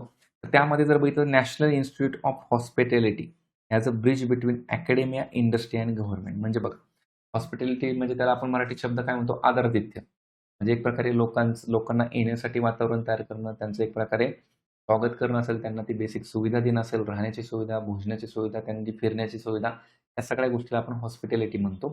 तर याच्यासाठी एक नॅशनल इन्स्टिट्यूट स्थापन करायचं, जेणेकरून त्याच्या माध्यमातून आपल्याला एक प्रकारे कोणाला इंटिग्रेट करता येईल, तर अकॅडमिक असतील, इंडस्ट्री असतील किंवा त्याच्यामध्ये गव्हर्नमेंट असेल, तर ह्यांना इंटिग्रेट करता येईल. So national Institute of hospitality स्थापन करण्याची तरतूद आहे, असं एखादं वाक्य आपल्याला येऊ शकतं. तो पॉईंट झाला. आता बघा पायलट बेसिसवर स्कीम काय अपस्किलिंगच्या टुरिस्ट लोकांसाठी आहे किंवा त्याच्या अंतर्गत बघा national destination digital knowledge grid तयार केलं जाणार आहे. Digitally document all places significance. म्हणजे सिम्पल, आपले जे सगळे स्थळं आहेत पर्यटनाचे, तर या सगळ्या स्थळांचं एक प्रकारे डिजिटल लायब्ररी बनवल्यासारखं केलं किंवा डिजिटल ग्रिड बनवायचं, ज्याच्या माध्यमातून काय कळेल की एक प्रकारे सगळी माहिती घेता येईल किंवा एकाच ठिकाणी गोष्टी अवेलेबल होतील. त्याचबरोबर बघा टुरिझममध्ये अजून काय, टुरिझमच्या बऱ्याच गोष्टी ॲडिशन आपल्याला दिल्यात. तर त्याच्यामध्ये बघा इकॉलॉजिकल सस्टेनेबल आपल्याला टुरिझम करायचं. म्हणजे असं नाही की एखाद्या ठिकाणचा आपल्याला काहीतरी ऱ्हास करायचा आणि मग पर्यटनाला वाव द्यायचा आहे. तर याच्यामध्ये माउंटेन ट्रेल्स आहेत किंवा टर्टल ट्रेल्स आहेत किंवा बर्ड वॉचिंग ट्रेल्स आहेत. म्हणजे एक प्रकारे काय माउंटेनसाठीच्या ज्या काय आपण त्याला काय म्हणतो, मोहिमा म्हणतो. ट्रेल्स म्हणजे एक प्रकारे मोहीमच. टर्टल म्हणजे बघा आता आपल्याकडे कासव हे असतं, आपल्याकडे ऑलिव्ह रेल्वेच्या बाबतीत आपल्या याच्यावरती फेस्टिवल्स भरतात. तर कासव महोत्सव वगैरे आपण जे म्हणतो. तसेच बघा बर्ड वॉचिंग, पक्षी निरीक्षण बाबतीत सुद्धा आहे. तर काही मोजक्या स्टेटमध्ये अशाला आपल्याला स्थान द्यायचे किंवा त्याच्यामध्ये डेव्हलपमेंट्स करायच्यात. त्याचबरोबर बघा first ever global big cat summit India host करणार आहे. आता बघा आंतरराष्ट्रीय लेवलला international big cat alliance IBC आहे किंवा IBA वगैरे आपण मागच्या 2-3 वर्षात तुम्ही करंटमध्ये बघितलं असेल. तर इंटरनॅशनल बिग कॅट अलायन्स म्हणजे किती प्रकारचे कॅट आहेत आपल्याकडे, जसं की लेपर्ड झालं, चित्ता झालं, त्याच्यामध्ये स्नो लेपर्ड झालं, वाघ वगैरे. ते कशामध्ये मोडतात, कुठल्या घटकामध्ये, तर ते कॅट कॅटेगरी म्हणजे मांजर कुळातील प्राणी. तर यांच्यासाठीची आंतरराष्ट्रीय आपल्याकडे म्हणजे ओव्हरऑल आंतरराष्ट्रीय संस्था स्थापन झालेली. भारताचा रोल त्याच्यात महत्त्वाचा आहे. तर या बाबतीतली परिषद जी भरणार आहे, तर पहिली भारतात भरणार आहे. सो हा पॉईंट महत्त्वाचा आहे. करंट अफेअरमध्ये पण आपल्याला विचारला जाईल. आपल्या याच्यामध्ये सुद्धा तो येणार आहे. त्यामुळे तो लक्षातच ठेवायचा. ठीक आहे. बघा टुरिझमबद्दलच्या बऱ्याच गोष्टी आहेत ॲडिशन. आपल्याला तिथं हमखास प्रश्न आहे. त्याचबरोबर काय म्हणलं, develop 15 archaeological sites. 15 archaeological sites develop करायच्यात. कशासाठी अगेन कल्चरल डेस्टिनेशन किंवा व्हायब्रंट इकॉनॉमी वगैरे याच्या अनुषंगाने. ठीक आहे, तेवढं महत्त्वाचं नाही. हा एक पॉईंट बघा, बुद्धिस्ट सर्किट्स नॉर्थ ईस्टमध्ये आपल्याला डेव्हलप करायचे आहेत. आता हे सर्किट्स म्हणजे वेगवेगळं असतं की समजा आता बुद्धिस्ट सर्किट्स म्हणले ना, तर बौद्धिझम च्या संदर्भाने जे लोकेशन्स आहेत तर त्यांची एक प्रकारे टुरिझमसाठी कनेक्टिव्हिटी करायची. तर त्यांचं एक प्रकारे वेगवेगळ्या प्लेसेसला कनेक्ट करणं, वेगवेगळ्या माध्यमातून त्यांचं असं सर्किट तयार करणं केलं जातं. असे वेगवेगळे आपल्याकडे तीर्थस्थळांच्या बाबतीत केलेलं आहे. ते इम्पॉर्टंट आहे त्याच्यामध्ये. ठीक आहे. आता बघा पुढच्या पॉईंटकडे जाण्याच्या आधी आपण इकडे परत मराठी फाईलमध्ये काय जर ॲडिशनल असेल तर त्याच्यामध्ये पॉईंट पटपट बघू. पायाभूत सुविधांना विकास देणं, याच्यामध्ये बघा रिअल इस्टेटच्या बाबतीत किंवा पर्यावरण स्नेही कार्गो वाहतुकीला प्रोत्साहन द्यायचं आहे. ठीक आहे. आता याच्यामध्ये बघा पूर्वेकडील डंकुनी. आता डंकुनी लोकेशन आहे नॉर्थ ईस्टमध्ये. तुमच्यासाठी क्वेश्चन आहे की डंकुनी हे लोकेशन कुठल्या राज्यामध्ये एकदा बघायचं आहे. आणि त्याचबरोबर पश्चिमेकडे सुरत. म्हणजे आपण एक प्रकारे काय ईस्ट वेस्ट हा कॉरिडॉर कनेक्ट करत आहोत आणि याच्या माध्यमातून नवीन समर्पित फ्रेट कॉरिडॉर स्थापन केले जाणार. समर्पित फ्रेट कॉरिडॉर म्हणजे काय, तर डेडिकेटेड आपण त्याला फ्रेट कॉरिडॉर म्हणतो. एक प्रकारे काय वाहतुकीचा महत्त्वाचा कॉरिडॉर. तर तो डंकुनी ते सुरत असा तो कनेक्ट केला जाणार आहे. आणि त्याचबरोबर ॲडिशनल अजून काय म्हटलेलं आहे बघा, पुढच्या 5 वर्षामध्ये 20 नवीन राष्ट्रीय जलमार्ग कार्यान्वित केले जातील. जे आता राइट नाऊ आपल्याकडे किती जलमार्ग आहेत राष्ट्रीय 111 111 राष्ट्रीय जलमार्ग आहेत. हा आकडा लक्षात ठेवा. आणि याच्या अंतर्गत काय केलं जाणार आहे, तर अजून पुढच्या 5 वर्षामध्ये 20 ॲडिशन होणार आहे. आणि नंतर काय म्हणलेलं आहे बघा, आता ही फाईल ॲक्च्युअली तुम्हाला प्रिंट तुमच्याकडे असणं इम्पॉर्टंटच आहे. तुम्ही ते काढून घ्यालच. आता याच्यात बघा काय म्हणलं, ह्याची सुरुवात परत ओडिशामधील नॅशनल वॉटरवे जो 5 नंबर तिथून होईल वगैरे, एवढं काही लक्षात ठेवायची गरज नाही, एवढं स्पेसिफिक नाही. पण त्याच्यात परत काय म्हणलेलं आहे बघा, तालचेर असेल, अंगुल असेल किंवा या खनिज क्षेत्राला तो जोडला जाईल. कलिंगनगरमधल्या औद्योगिक क्षेत्राला तो पॅरादीप, धामरा बंदराशी जोडला. थोडक्यात काय, ओडिशामधलं पॅरादीप वगैरे हे जे पोर्ट आहे, तर त्यांना एक प्रकारे कनेक्टिव्हिटी तिकडे केली जाणार आहे. तर एवढं काही डिटेल करण्याची आवश्यकता नाही आहे. ठीक आहे. मनुष्यबळासाठी प्रादेशिक उत्कृष्ट केंद्र स्थापन केलं जाणार आहे. ओके. आता बघा इथं महत्त्वाचं आहे, आंतरदेशीय जलमार्ग म्हणजे इनलँड वॉटरवेज आपण त्याला म्हणतो, की इनलँड आपल्याला ट्रान्सपोर्टेशन म्हणूया.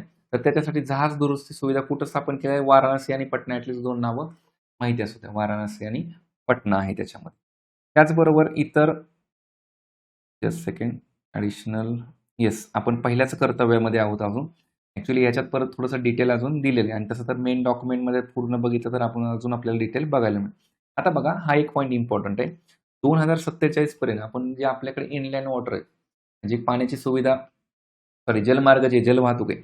तर जलमार्ग आणि किनारी जहाजांचा वाटा जो आत्ताचा किती आहे 6% आहे ना, तर तो 12% पर्यंत वाढवायचा 47 पर्यंत. सो प्रश्न कदाचित येईल, की जलमार्गाचा ओव्हरऑल वाहतुकीमध्ये इनलँडमध्ये एक प्रकारे आपल्याकडे वाटा किती आहे? आता याच्यामध्ये बघा, रस्ते, रेल्वे यांच्या मार्गाऐवजी किनारी वाहतुकीकडे वळण्याला प्रोत्साहन द्यायचं आहे त्याच्यामध्ये. म्हणजे थोडक्यात काय, तर 6% वाहतूक जी होती, तर त्याच्यापेक्षा आपल्याला ती अजून वाढवायची 12% पर्यंत करायची. पण कधीपर्यंत? 2047. तर हा आकडा सुद्धा आपल्यासाठी इम्पॉर्टंट आहे त्याच्यामध्ये. ठीक आहे, राहील लक्षात. आता याच्यामध्ये बघा पुढे समुद्री विमानांचे स्वदेशी वगैरे ठीक आहे. जे आपल्याकडे सी प्लेन वगैरे पाण्यावरती उतरणारं विमान त्याच्या स्वदेशी उत्पादनावरती भर द्यायचा किंवा आपल्याला दुर्गम कनेक्टिव्हिटी करायची, ते ओके आहे. तेवढं काही महत्त्वाचं नाही. सी प्लेन व्हीजीएफ वगैरे योजना त्याच्यासाठी ती सुरू केलेली. ठीक आहे. आता लाँग टर्ममध्ये अजून काय म्हणलेलं आहे, कार्बन कॅप्चर, युटिलायझेशन आणि स्टोरेज.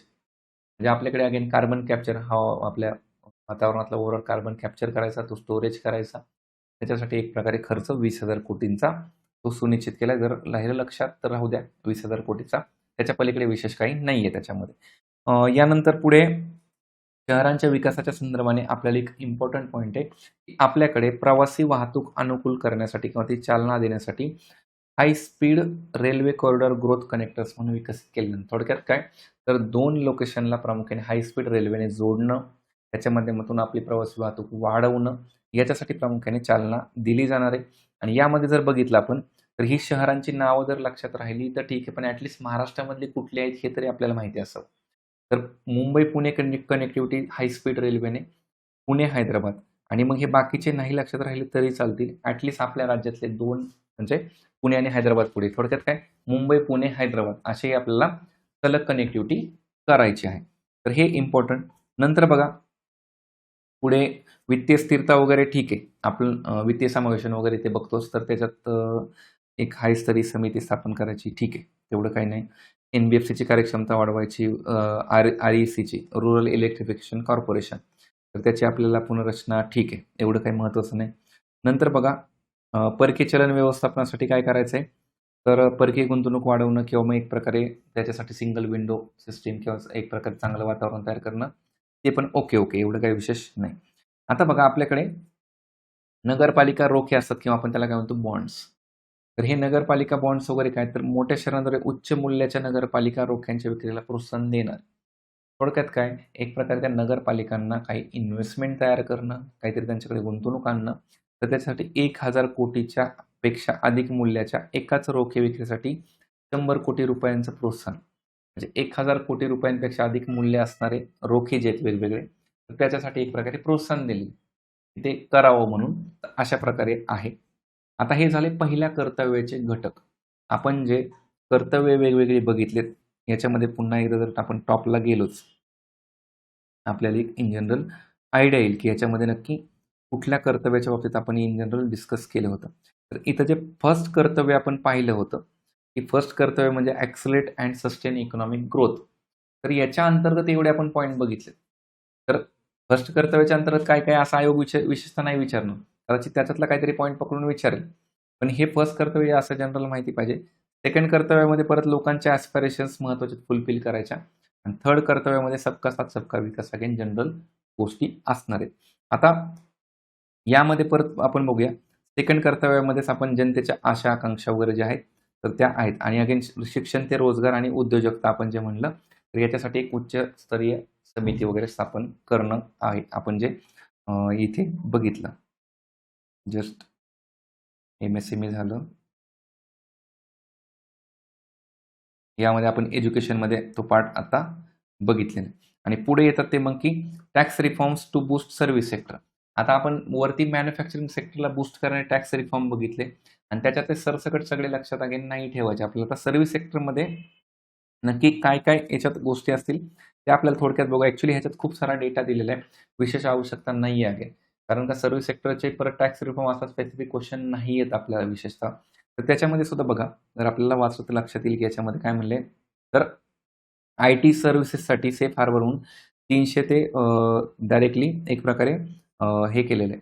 2,000 कोटींचं एक प्रकारे सेफ हार्बर म्हणून एक आपल्याला लिमिट त्याचं वाढवलेलं बघायला मिळेल. थोडक्यात याच्यामध्ये कसं असतं, की एक प्रकारे सेफ हार्बर म्हणजे आपण त्याला म्हणूया, की सुरक्षा विंडो वगैरे आहे. तर समजा एखादी कंपनी आपल्या भारतात आहे आणि तिची पॅरेंट कंपनी कुठेतरी बाहेर आहे. समजा Google सारखी कंपनी बाहेर आहे आणि तिचीच एखादी छोटी कंपनी आपल्या इकडे स्थापन झाली. तर ती जर त्या कंपनीला भारतातून सेवा पुरवत असेल, तर एक प्रकारे त्यांचा जो व्यवहार आहे, तर मग ह्या भारतातल्या कंपनीचा टर्नओव्हर किती? तर 300 कोटीपर्यंत असेल, तर एक प्रकारे सेफ हार्बर विंडो होते.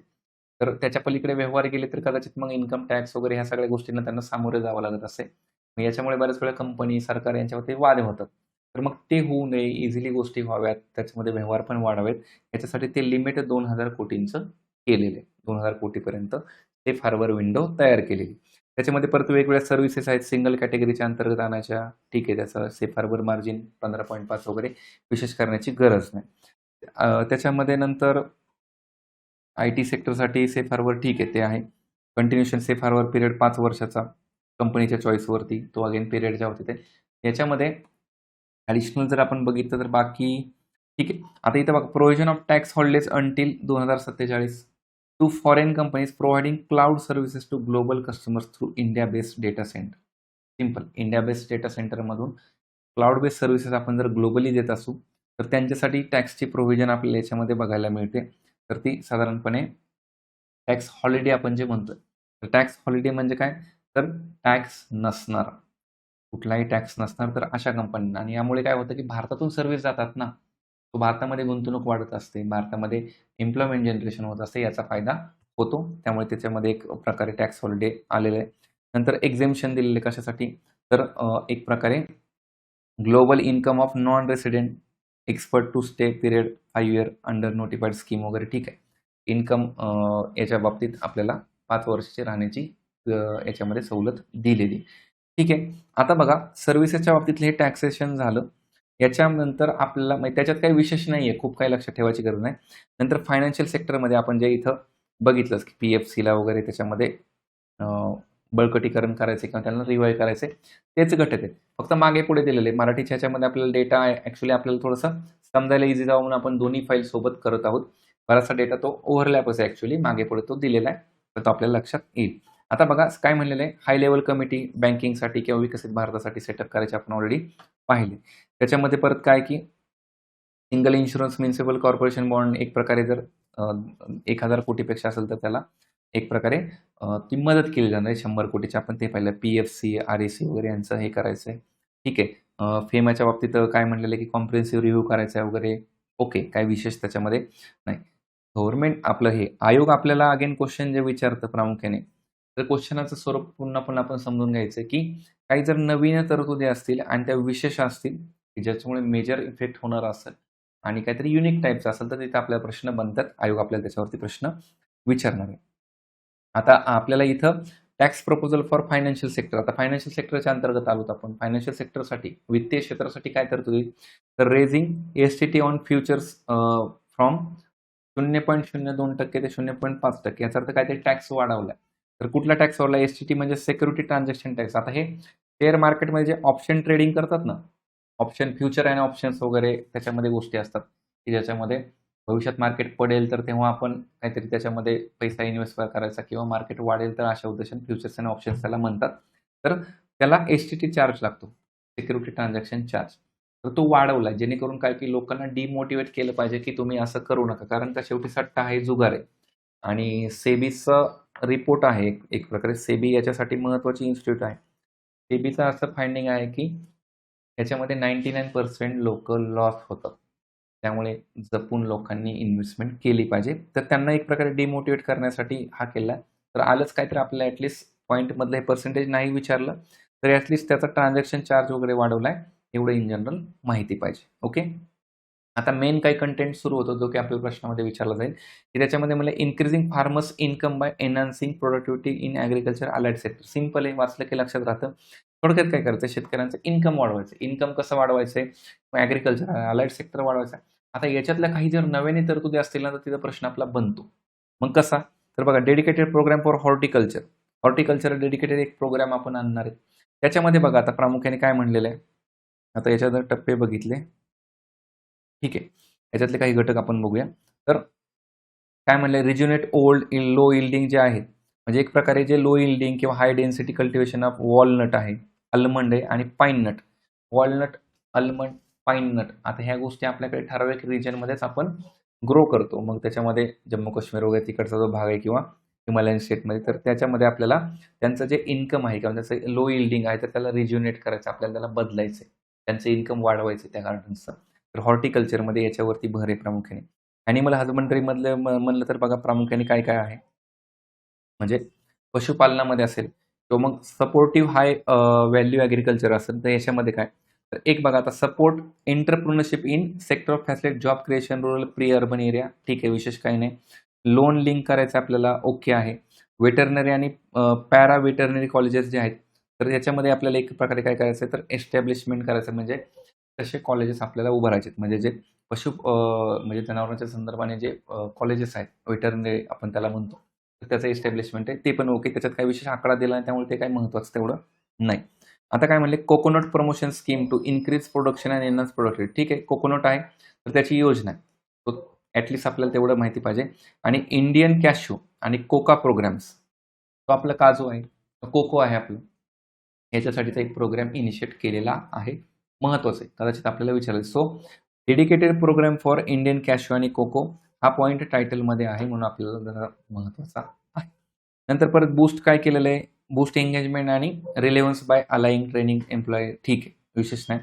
फिशरीच्या बाबतीत काय आहे का, आता इथे बघा, integrated development of 500 रिझर्वायर्स and Amrit Sarovar. आता अमृत सरोवर आपण एक इनिशिएटिव्ह बघितलं, तर भारताच्या स्वातंत्र्याला 75 वर्ष पूर्ण झाल्यामुळे प्रत्येक जिल्ह्यात 75 सरोवर वगैरे ते निर्माण करायचं. आता इथं काय म्हणले, इंटिग्रेटेड डेव्हलपमेंट ऑफ 500 रिझर्वायर आणि अमृत सरोवर, म्हणजे जलस्रोत वगैरे जे आहेत, तर त्यांना एक प्रकारे डेव्हलप करायचे, आणि याच्या माध्यमातून मग strengthening fisheries and value chain coastal एरियामध्ये वगैरे आपल्याला, किंवा शेतकऱ्यांच्या फिशच्या एफ-पी-ओज, फार्मर प्रोड्युसर्स ऑर्गनायझेशन्स आपल्याला ग्रो करायच्या. सो फिशरीवरती भर आहे, त्यांच्या एफ-पी-ओ स्थापन करायच्यात, आणि आपल्या फिशिंग स्कीमवरती भर द्यायचा. ओके. नंतर काय ॲडिशनल आहे, सँडलवूडच्या बाबतीत आहे, चंदन. चंदनाच्या बाबतीत काय ॲडिशन आहे, तर याच्यामध्ये आपल्याला मराठीच्या ह्याच्यात डिटेल बहुतेक दिला असू शकतो, आपण बघू. आणि भारत विस्तार नावाचा इनिशिएटिव्ह, तर याच्यावरती कदाचित काहीतरी विचारतील. भारत विस्तारचा फुल फॉर्म काय, व्हिजन फॉर इंटिग्रेटेड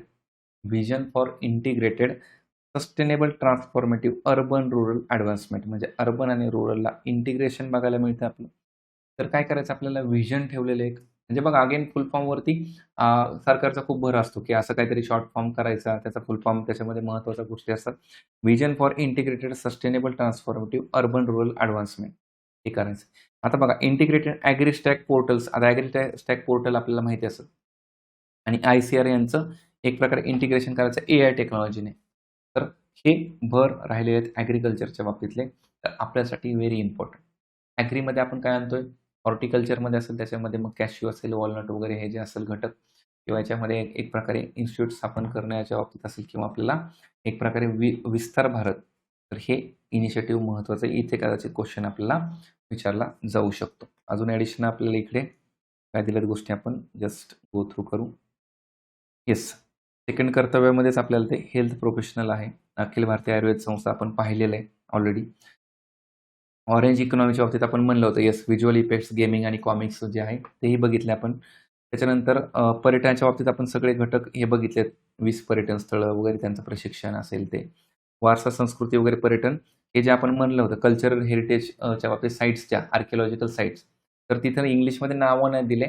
तर 15 लोकेशन्स आपण म्हणलं होतं. पण इथं काही नावं दिली तर ॲटलीस्ट ही नावं आपण बघू. राजस्थान पूर्वला एन्शियंट मिडिवलचा सिलेबस आहे. तिथं लोथल, धोलावीरा, राखीगडी हे जे ठिकाण आहेत, तर आपल्याला इंडस व्हॅली सिव्हिलायझेशनच्या बाबतीत आपल्याला पाहायला मिळतात ते. तर त्यांचा एक प्रकारे काय करायचा पर्यटन स्थळ बनवून किंवा एक प्रकारे चांगलं त्यांचं डेव्हलपमेंट करायची. तर हा पॉईंट आपल्यासाठी महत्त्वाचा आहे. लोथल, धोलावीरा, राखीगडी हे पॉईंट तर हे शब्द ॲटलीस्ट तुम्हाला माहिती पाहिजेत. ते लोकेशन्स आहेत आपल्याला सिलेबसमध्ये पण आहेत. खेलो इंडिया मिशन सुरू केलं आपण हे ऑलरेडी बघितलेलं आहे. तिसऱ्या कर्तव्यामध्ये आपण आलोत आणि आत्ता जे बघितलं आपण जे ॲग्रीचं बघितलं तर इथं जसं डायग्रॅमॅटिक फॉर्ममध्ये दिलंय तसं फक्त त्या मराठी डॉक्युमेंटमध्ये आपण काय बघतो हे जे आहे तर सेपरेट पॉईंटमध्ये दिलेलं आहे. तर तोच एक फक्त फरक आहे आपल्या ॲडिशनल जसं की चंदन, कोको, काजू म्हणलं, नारळ म्हणलं तर यांच्यासाठी एक प्रकारे म्हणजे हे डेव्हलपमेंट करायची. हे 500 जलाशयाच्या बाबतीत आपण अमृत सरोवर जे आत्ताच पाहिलं तो भाग आहे. शेतकऱ्यांचं उत्पन्न वाढवणं आहे. भारत विस्तार आपण आत्ता जे बघितलं तर ते एक प्रकारे बहुभाषिक कृत्रिम बुद्धिमत्ता AI साधन करून काय करायचंय तर ॲग्रीस्टॅग जे पोर्टल आहे किंवा मग ICR जे आहे तर त्यांना कनेक्ट करायचं आणि एक प्रकारे रुरल अर्बनचं आपल्याला कनेक्टिव्हिटी करणं इम्पॉर्टंट आहे याच्यामध्ये. ठीक आहे. तर हे घटक झाले. दिव्यांगजनांच्या बाबतीतली पुढे तरतूद आहे किंवा आपल्याला बघा मानसिक आरोग्याच्या बाबतीतली एक प्रकारे जे घटक आहे तर ते बघायचे त्याच्यामध्ये निम्हान्स नावाचं एक इनिशिएटिव्ह जे आहे तर त्याचं 2 सेकंड आपल्याला स्थापन करायचं आहे. स्पेशली उत्तर भारतासाठी प्रामुख्याने आपल्याला बघायला मिळेल. त्याचबरोबर रांची, तेजपूर आता रांची, झारखंड, तेजपूर, आसाम तर या ठिकाणच्या ज्या मानसिक आरोग्य संस्था आहेत तर त्यांचं एक प्रकारे उन्नयन केलं जाणार त्यांना एक प्रकारे बळकटीकरण केलं जाणार आहे. आता अगेन ही नावं किंवा अशा संस्था वगैरे त्याची प्रायोरिटी थोडीशी कमी वाटते. कारण का आयोगाचा भर अगेन राहतो तो म्हणजे काय प्रामुख्याने जर शेतकरी असतील, काही एज्युकेशनच्या बाबतीत मोठं काय असेल तर हे आपल्याला पाहायला मिळतं प्रश्नाच्या बाबतीत विचारलं आहे. त्याचबरोबर नॉर्थ ईस्टच्या राज्यांच्या बाबतीत काय म्हटलेलं आहे विशेष लक्ष द्यायचे ठीक आहे. तर याच्यामध्ये मग काय केंद्र सरकार दुर्गापूर येथील पुणेजेत नोड एकात्मिक पूर्व किनारे वगैरे वगैरे ठीक आहे. सिंपल काय जो ईस्टर्न कॉरिडॉर वगैरे जो आहे किंवा सागरी मार्ग जो आहे किंवा नॉर्थ ईस्टला जोडणारा जो घटक आहे तर त्याच्या माध्यमातून पूर्वोदय राज्यांमध्ये ज्याला आपण 7 सिस्टर्स वगैरे म्हणतो त्याच्यामध्ये पर्यटन केंद्र उभारायचे आणि 4000 ई बस गाड्या सुरू करायच्यात आणि ह्या सगळ्या राज्यांचं जर बघितलं तर बौद्ध सर्किट जे आपण बघितलं की ते उभारलं जाणार आहे. ठीक आहे. आता बघा 16व्या वित्त आयोगाच्या नुसार प्रामुख्याने काय म्हटलेलं आहे तरतूद केली थोडीफार तर ती तरतूद काय आहे तर राज्यांना वित्त आयोगाचे अनुदान म्हणून 1.4 लाख कोटी दिले जाणार आहेत. तर एवढं इन जनरल ओव्हरऑल राज्यांसाठी आपल्याला जर लक्षात ठेवता आलं काही तर ते एवढं इम्पॉर्टंट आहे ते. पार्ट 2 जो आहे तर याच्या अंतर्गत टॅक्सच्या वगैरे तरतुदी आपल्याला काही बघायला मिळतात तर ते आपण पुढे बघूया आणि त्याच्यामध्ये मग डायरेक्ट टॅक्सची वगैरे समथिंग तरतूद आहे. तर त्याच्या आधी आपण ह्या आपल्या की फीचर्सच्या पॉईंटमध्ये जर काही आपल्याला इम्पॉर्टंट अजून सापडलं तर आपण एक 1 बाय 1 पार्ट याच्यामध्ये बघूया. आता जसं की टॅक्स प्रपोजल आहे. आता टॅक्स प्रपोजलच्या बाबतीत सुद्धा बघा टॅक्सेशन आपण मॅन्युफॅक्चरिंगचं बघितलं, सर्व्हिस सेक्टरचं इन जनरल बघितलं. तर याच्यामध्ये बघा आता एक्सक्लुझिव्ह इकॉनॉमिक झोन ज्याच्यामध्ये इंडियन फिशिंग वेसल म्हणजे जो आपला समुद्रामधला स्पेशल इकॉनॉमिक झोन आहे की जिथं आपण फिशरीला आपल्याला अलाउड वगैरे आहे. तर याच्यामध्ये इंडियन फिशिंग वेसल जे आहेत किंवा आपल्या ज्या जहाज आहेत, बोटी वगैरे आहेत, तर त्यांना एक प्रकारे हाय सी आणि त्याच्यामध्ये ड्युटी फ्री करणं हाय सीमध्ये म्हणजे खोलवर समुद्र आपण म्हणतो त्याला.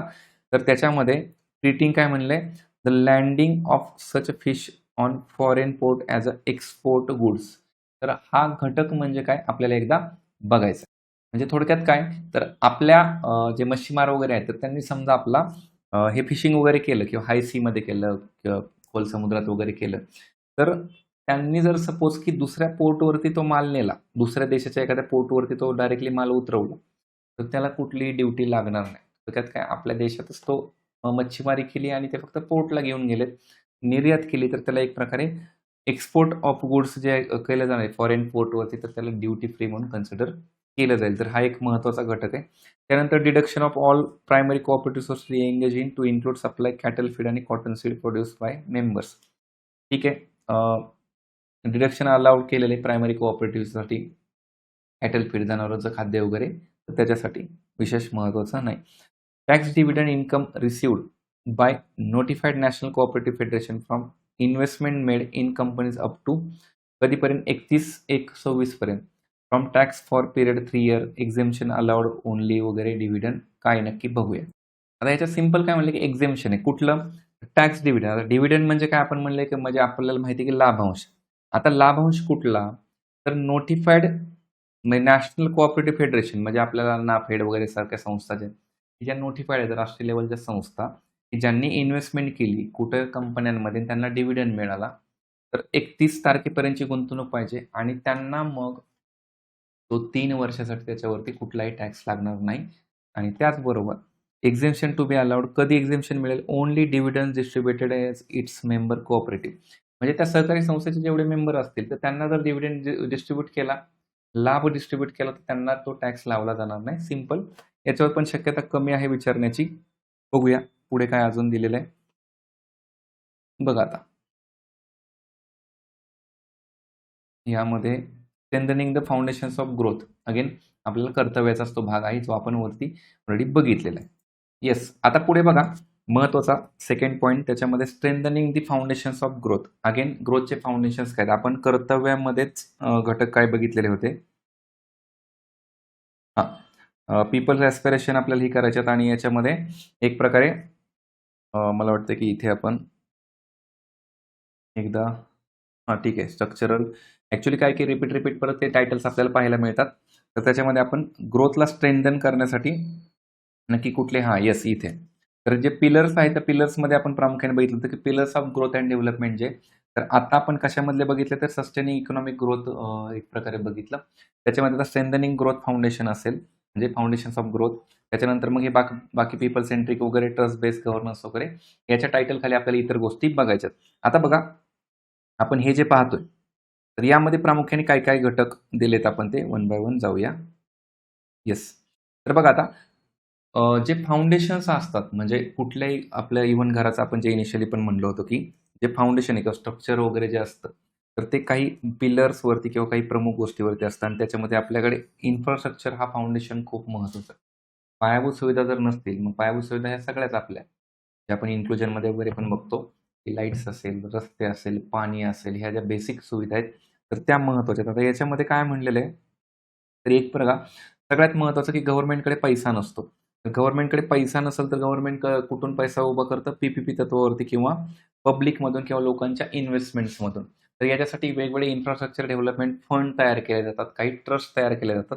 तर त्याचाच एक भाग जर बघितला आपण तर प्रामुख्याने बघा continue to focus on developing infrastructure cities in cities over 5 lakh population tier 2 आणि टियर 3 म्हणजे एक प्रकारे टियर 2 आणि टियर 3 सिटीजमध्ये प्रामुख्याने आपल्याला याच्यामध्ये इन्फ्रास्ट्रक्चर डेव्हलपमेंट करायचे आणि याच्या अंतर्गत काय महत्त्वाचं तर इथं बघा several initiative for large scale enhancement of public infra.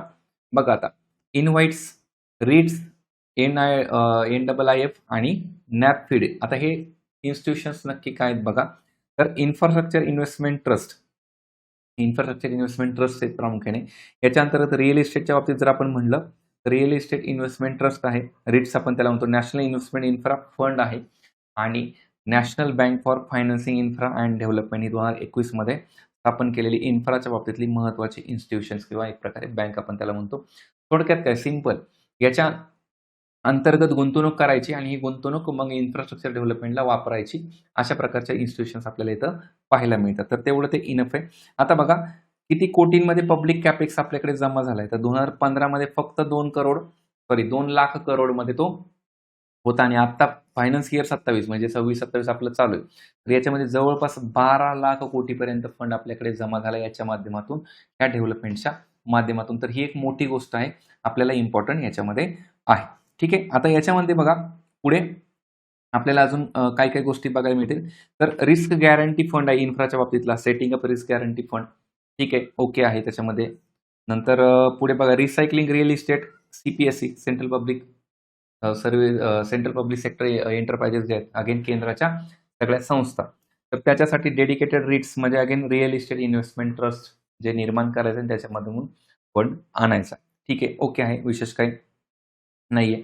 नंतर establishment of new dedicated freight corridor, हे बघा दनकी इन ईस्ट आणि सुरत इन वेस्ट, जे आपण मराठीमध्ये बघितलं. ऍक्च्युली मराठीच्या ह्या ज्या की फीचर्समध्ये ना वरती टॉपलाच दिले ते इंग्लिशमध्ये इकडे खाली दिले, त्यामुळे बरंचसं हे कॉमन आहे.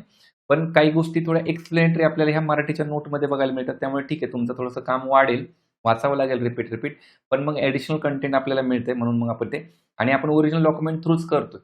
म्हणजे याच्या परत सेपरेट नोट्स काढा आणि त्या एक सेपरेट करण्यापेक्षा ओरिजिनल डॉक्युमेंट वाचणं कधीही बेटर आहे.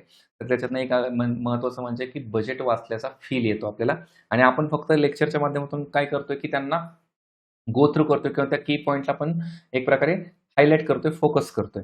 ठीक आहे. आता न्यू वॉटरवेज आपण म्हणले, न्यू नॅशनल वॉटरवेज आपण ऑलरेडी म्हणले 111 आहेत, प्लस त्यात 20 करायचे, ओके आहे. कोस्टल कार्गो प्रमोशन आपण म्हणले की जे 6% आहे एक्झिस्टिंग, तर आपलं त्याला म्हणजे इनलँडच्या बाबतीतलं इनलँड वॉटरवेजच्या माध्यमातून तर ते 12% करायचं 47 पर्यंत, हे आपल्याला विचारलं जाऊ शकतं. त्याच्यानंतर special assistance states capital investment वगैरे ते करायचं आहे. ठीक आहे. सासी स्कीम म्हणतात त्याला, किंवा east coastal corridor, industrial corridor तो डेव्हलप करायचा. प्रामुख्याने आयोगाचा भर जर आपण बघितलं तर त्या बऱ्याचशा डेव्हलपमेंट्समध्ये आपल्याला ईस्टर्न इंडियावरती फोकस केलेला पाहायला मिळतो. नंतर बघा एक प्रकारे लॉंग टर्मच्या बाबतीत एनर्जी सिक्युरिटी आणि स्टॅबिलिटी. पहिला पॉईंट काय बघितला आपण, इन्फ्रास्ट्रक्चर. सेकंड पॉईंट काय आहे म्हणजे ओव्हरऑल आपण फाउंडेशन्स ऑफ ग्रोथ आपण जे म्हणतोय त्यातला पहिला पॉईंट आहे इन्फ्रा. सेकंड पॉईंट आहे एनर्जी सिक्युरिटी.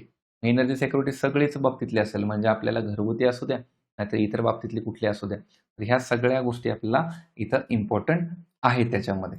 बघा मग आता सिक्युरिटीमध्ये प्रामुख्याने काय की scheme to adopt carbon capture बाबत आपण बघितलेले 20,000 कोटी दिलेत. तर हा पॉईंट अगेन लक्षात ठेवायचा आहे की कार्बन कॅप्चर, रिफ्लेक्शन, स्टोरेज वगैरे महत्त्वाचं आहे. त्याच्यानंतर बघा सोडियम अँटी मोनेटच्या बाबतीत काय आहे की मॅन्युफॅक्चर ऑफ सोलर गॅसेसच्या बाबतीतले जे काय एक्झेम्पशन दिलं जाणार आहे सबसिडी ह्याला ड्युटीज या बाबतीत, तर एक प्रकारे सोडियम अँटीमोनेट. मग कुठेही लक्षात ठेवायचं म्हणजे इव्हन फिल्मच्या आपल्या सायन्समध्ये पण विचारलं जाईल की सोडियम अँटीमोनेट कशामध्ये यूज केला जातो वगैरे, तर मॅन्युफॅक्चर ऑफ सोलर ग्लासेसच्या बाबतीतला. तर ह्या ग्लासेस ज्या तयार केल्या म्हणजे सोलर पॅनल वगैरे आपण जे तयार करतो त्याच्यामध्ये तो वापरला जाणार आहे.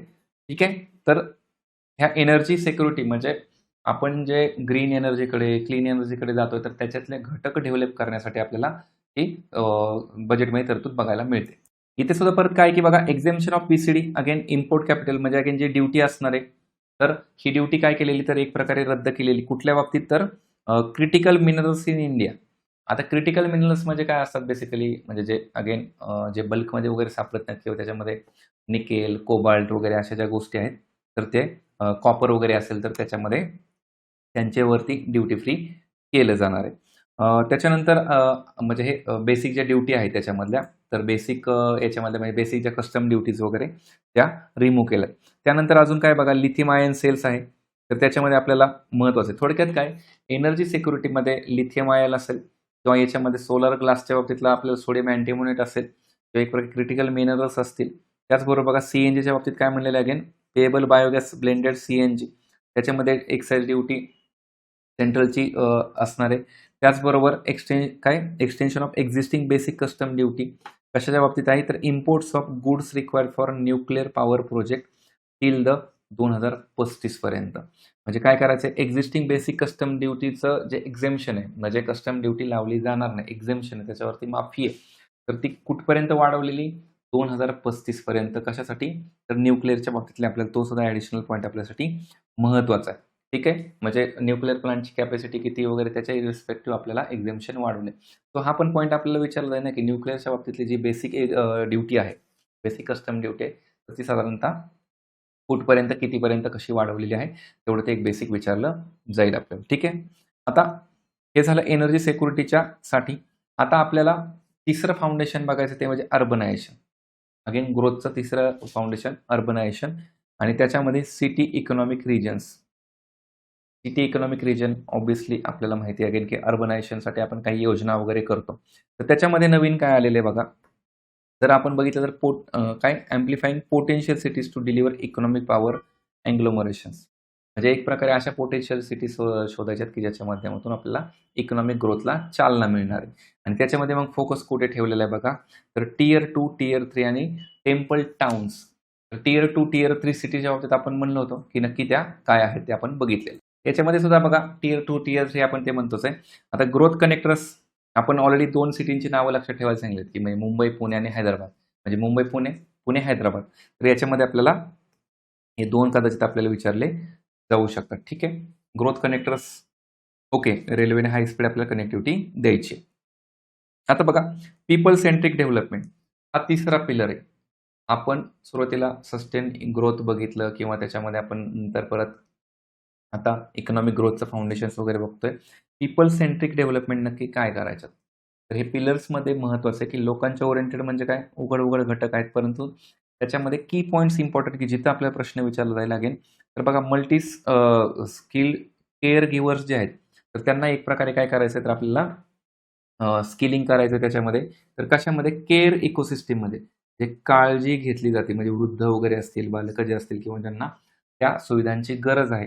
तर असे मल्टी स्किल केअर गिव्हर्सची आपल्याला संख्या वाढवायची ओके आहे. म्हणजे पीपल सेंट्रिक आलं अगेन केअर सिस्टम आहे वृद्ध लोकांसाठी तर प्रामुख्याने महत्त्वाची. त्याच्यामध्ये जेरियाट्रिक हा शब्द खूप महत्त्वाचा की वृद्धांची काळजी घेणाऱ्याच्या बाबतीत. आता बघा सेल्फ हेल्प एंटरप्रेन्योर नावाची एक initiative self help entrepreneur marts कुठे केले जाणार ते काय केले जाणार ते सेटअप केले जाणार आहेत. काय म्हणून community owned retail outlets within the cluster level. Simple काय तर कम्युनिटीज ओन केलेले मालकी असलेले आपल्याला काय करायचे तर मार्ट निर्माण करायचे. त्याला म्हणले शी मार्ट्स. सो आपल्याला प्रश्न कदाचित येईल की हे शी मार्ट्स नक्की काय आहेत. तो सेल्फ हेल्प एंटरप्रेन्योर्सच्या माध्यमातून ते आलेले आहेत आणि ग्रुपने गटाने केलेले आहेत ना तर ते. तर हा प्रश्न आपल्याला इथं विचारला जाऊ शकतो. अजून काय हा पॉईंट पुढे बघा दिव्यांगजनांसाठी दिव्यांग कौशल्य योजना. दिव्यांगजन कौशल्य योजना प्रश्नात येऊ शकतं आपल्याला. तर काय नक्की तर डिग्निफाईड लाईव्हलीहूड अपॉर्च्युनिटी कुणाला द्यायच्यात? ऑब्व्हियसली दिव्यांगांसाठी स्कीम आहे तर त्यांच्यासाठी प्रामुख्याने द्यायच्यात आणि त्यांना कस्टमाइज ट्रेनिंग वगैरे द्यायचं आहे. सो दिव्यांगजन कौशल्य योजना सुरू केली आहे वगैरे नाही केली असं आपल्याला प्रश्नात येईल. आपल्याला ती माहिती पाहिजे. ठीक आहे. नंतर बघा दिव्यांग सहारा योजना हे सुद्धा आपल्याला योजना माहिती पाहिजे. काय म्हटले? Timely access to high quality assistive devices for eligible. म्हणजे जे पात्र आहेत तर त्यांना एक प्रकारे काय करायचं आहे असिस्ट सहारा. तर असिस्ट द्यायचे हाय क्वालिटी म्हणजे एक प्रकारे मदत करायची आहे. हे इम्पॉर्टंट आहे. आणि त्याच्यामध्येच अलिम्को संस्था आपल्यासाठी खूप महत्त्वाची आहे. आता बघा आपण कुठल्या टायटल खाली बघतोय पीपल सेंट्रिक. तर त्याच्यासाठी प्रामुख्याने मग supportive artificial limbs manufacturing corporation of India कुठे ही संस्था कानपूरला आहे. तर या संस्थेच्या माध्यमातून जे फिजिकल भौतिक डिव्हाइस असतात म्हणजे दिव्यांगजनांना कोणाला समजा आर्टिफिशियल हात असेल किंवा मग पाय असेल किंवा इतर म्हणजे इतर जे घटक असतील तर ते इम्पॉर्टंट आहेत त्यामध्ये. तर ते त्याच्यामध्ये मग इन्व्हेस्टमेंट R&D करणं वगैरे वगैरे ठीक आहे. तर अलिम्को संस्था लक्षात ठेवा दिव्यांगजनांसाठी पीपल सेंट्रिक. नंतर परत अजून काय की पीएम दिव्याशा केंद्र.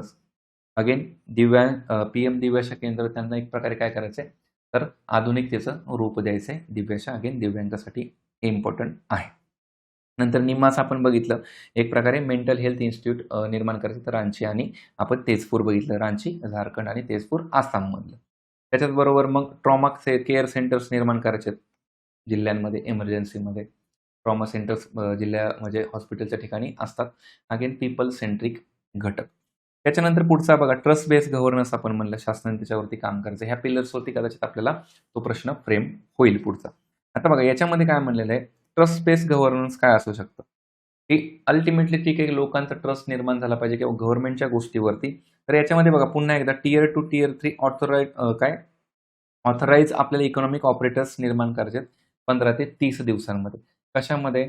तर एक प्रकारे eligible manufacturer import get same duty deferral facility government agency काय करणार एनकरेज करणार आहेत. आता ह्याच्यामध्ये नक्की काय उद्देश आहे?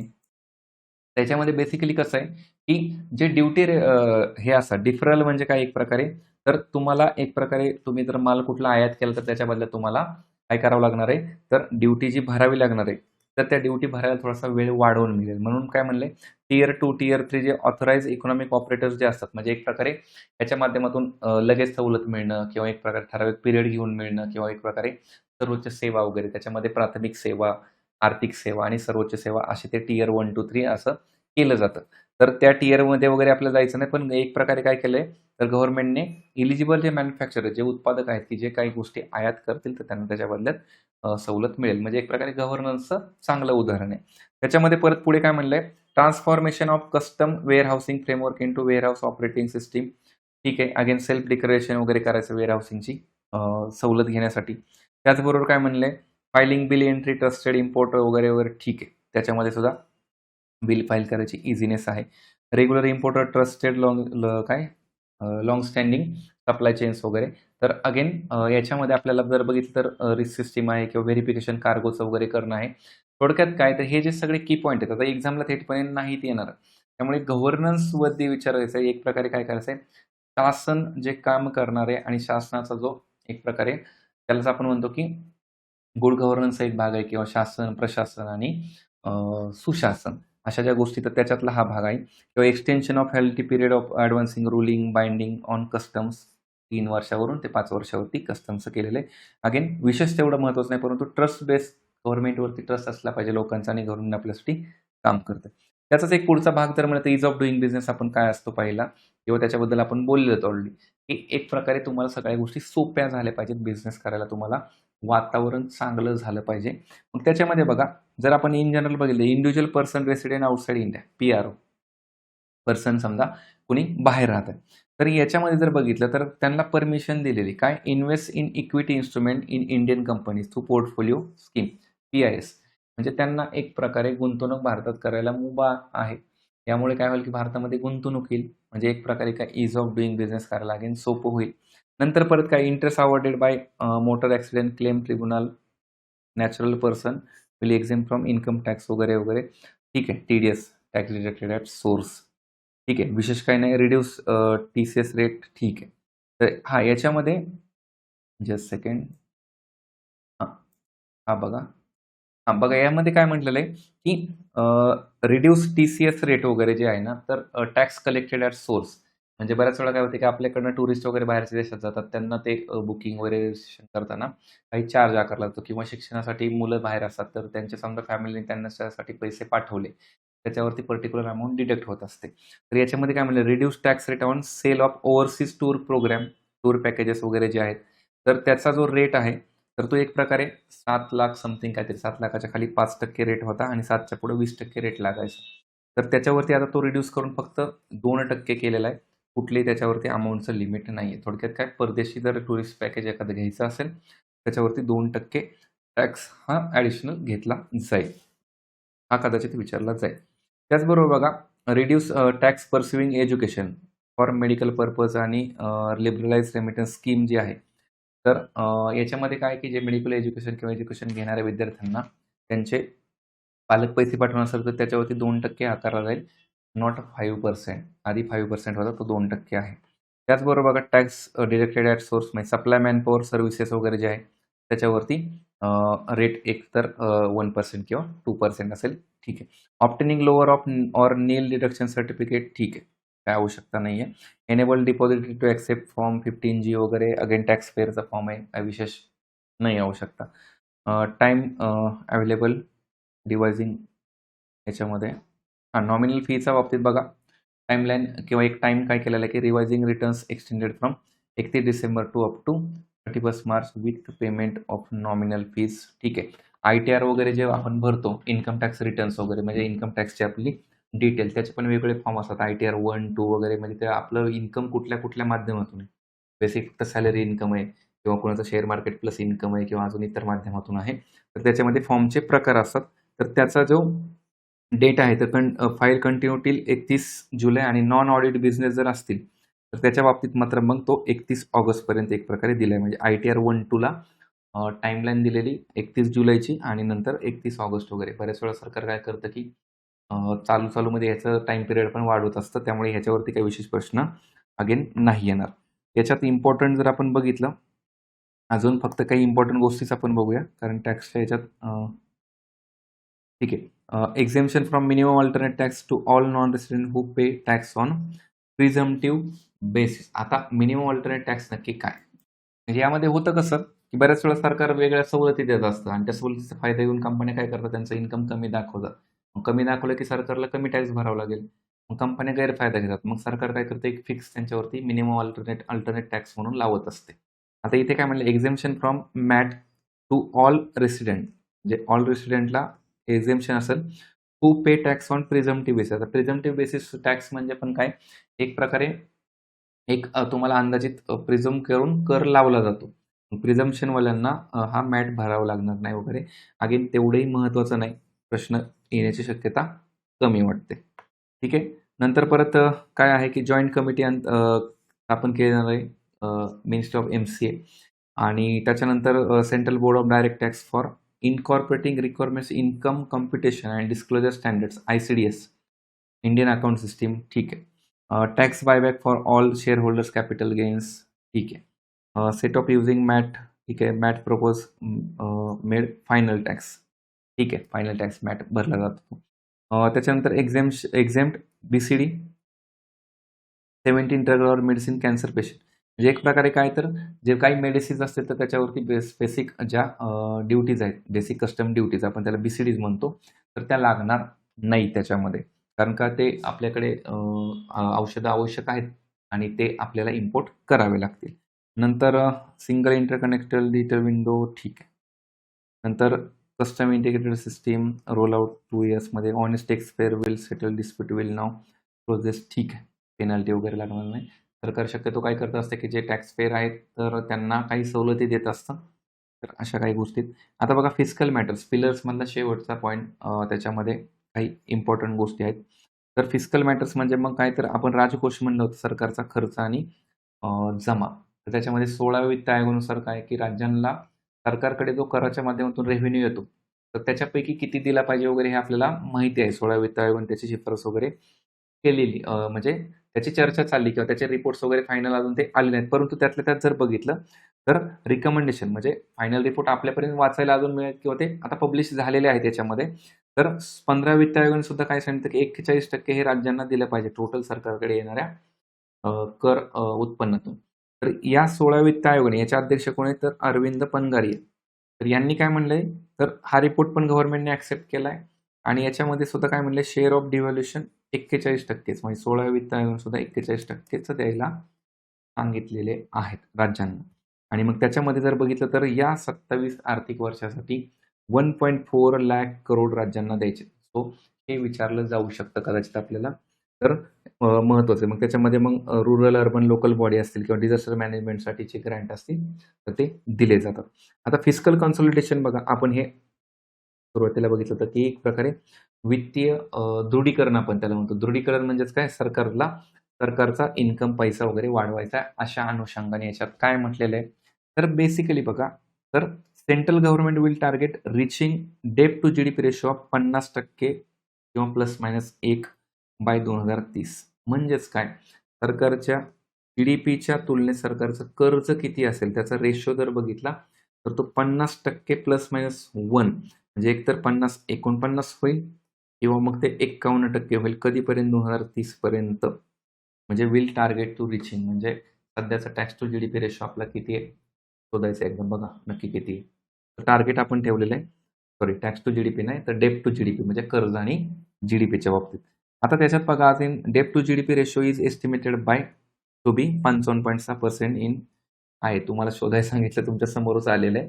तर बघा आता काय म्हणले, 2026-27 मध्ये आपला साधारणतः आपण टेंटेटिव्ह किती पकडतोय अंदाजित बजेट एस्टिमेट मधला तो, तर तो 55.6% आपला GDPच्या तुलनेत कर्जाचा वाटा आहे किंवा तो असेल. आणि रिवाइज एस्टिमेट म्हणजे मागच्या वर्षीचा तो रिवाइज होऊन किती झालाय, तो 56% झालाय. तर आपल्याला असं राऊंड फिगर काहीतरी विचारलं जाऊ शकतं.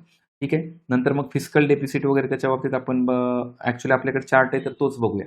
तर डेफिसिट ट्रेंड म्हणजे काय, तुटीच्या बाबतीतले एक काय आहे तूट, आणि तुटीचे ट्रेंड्स आहेत नक्की आपल्याकडे. तर तूट कुठल्या कुठल्या आहेत ऍक्च्युली, आता हे कंबाईन एक्झामसाठी महत्त्वाचं आहे. राज्यसेवा पूर्वला वगैरे तुटी आपल्याला विचारत नाहीत. तर बघा आता fiscal deficit, revenue deficit, primary deficit आणि इफेक्टिव्ह रेव्हेन्यू डेफिसिट ह्या संकल्पना इम्पॉर्टंट आहेत. आता सगळ्या संकल्पना आपण इथं घेत नाहीत, पण इन जनरल जर आपण बोलायचं झालं तर फिस्कल डेफिसिट म्हणजे ओव्हरऑल काय, तर वित्तीय तूट आपली कशी आहे, आपलं जे एकूण कर्ज देत आहे आणि ज्या लायबिलिटीज आहेत आपल्या आणि एकूण जी तूट आहे तर तो भाग येतो फिस्कल डेफिसिट. आणि याचाच भाग जर प्रायमरी डेफिसिट आपण जर म्हणलं तर व्याज वगळता फक्त घेतलेली कर्जे जर आपण म्हणलं तर त्याला आपण प्रायमरी डेफिसिट म्हणतो. म्हणजे आपले व्याज देण्यावरतीच पैसे खूप जातात. त्यामुळे प्रायमरी डेफिसिट आणि वित्तीय डेफिसिट मधला जर फरक बघितला, आता बघा इथं वर्ष दिलेत, हे जे बारचे कलर आहेत तर त्याचे वर्ष दिलेत 2022-23, 23-24, 24-25, 25-26. तर यावरती आपल्याला प्रश्न येतो. कंबाईन पूर्वला हमखास प्रश्न येतो की प्रायमरी डेफिसिट किती आहे, फिस्कल डेफिसिट किती आहे, पर्टिक्युलर आर्थिक वर्षाची किती आहे. तर हे आपल्याला आता पाठांतराचा थोडासा भाग आहे, करावा लागेल तो. आणि इफेक्टिव्ह रेव्हेन्यू डेफिसिट आणि रेव्हेन्यू डेफिसिट ह्या संकल्पना आहे. आता एकूण रेव्हेन्यू खर्च, रेव्हेन्यू एक्सपेंडिचर वजा रेव्हेन्यू रिसीट काढली आपण तर काय निघते आपल्याला, रेव्हेन्यू डेफिसिट कळते. पण ही जी रेव्हेन्यू डेफिसिट आहे ना त्याच्यामधून जर आपण समजा असे काही अनुदान आहेत की जे कॅपिटल निर्माण करण्यासाठी दिलेत. आता राज्यसेवेच्या विद्यार्थ्यांना बरेच ही काही संकल्पना लक्षात येणार नाही लवकर. त्यासाठी आपल्याला पब्लिक फायनान्सचा बराचसा एक आपल्याला ग्राफ लक्षात घ्यावा लागेल की प्रामुख्याने एकतर याच्यामध्ये रिसीट अकाउंट काय असतं आणि एक्सपेंडिचर अकाउंट त्याच्यामध्ये काय घटक येतात. तर हे तुम्हाला थोडंसं बघावं लागेल. तर मग त्या संकल्पना आता हे आपला ओव्हरऑल फक्त आपण बजेटला गो थ्रू करतोय म्हणून, नाहीतर मग तो आपला कंटेंटचा भाग आहे.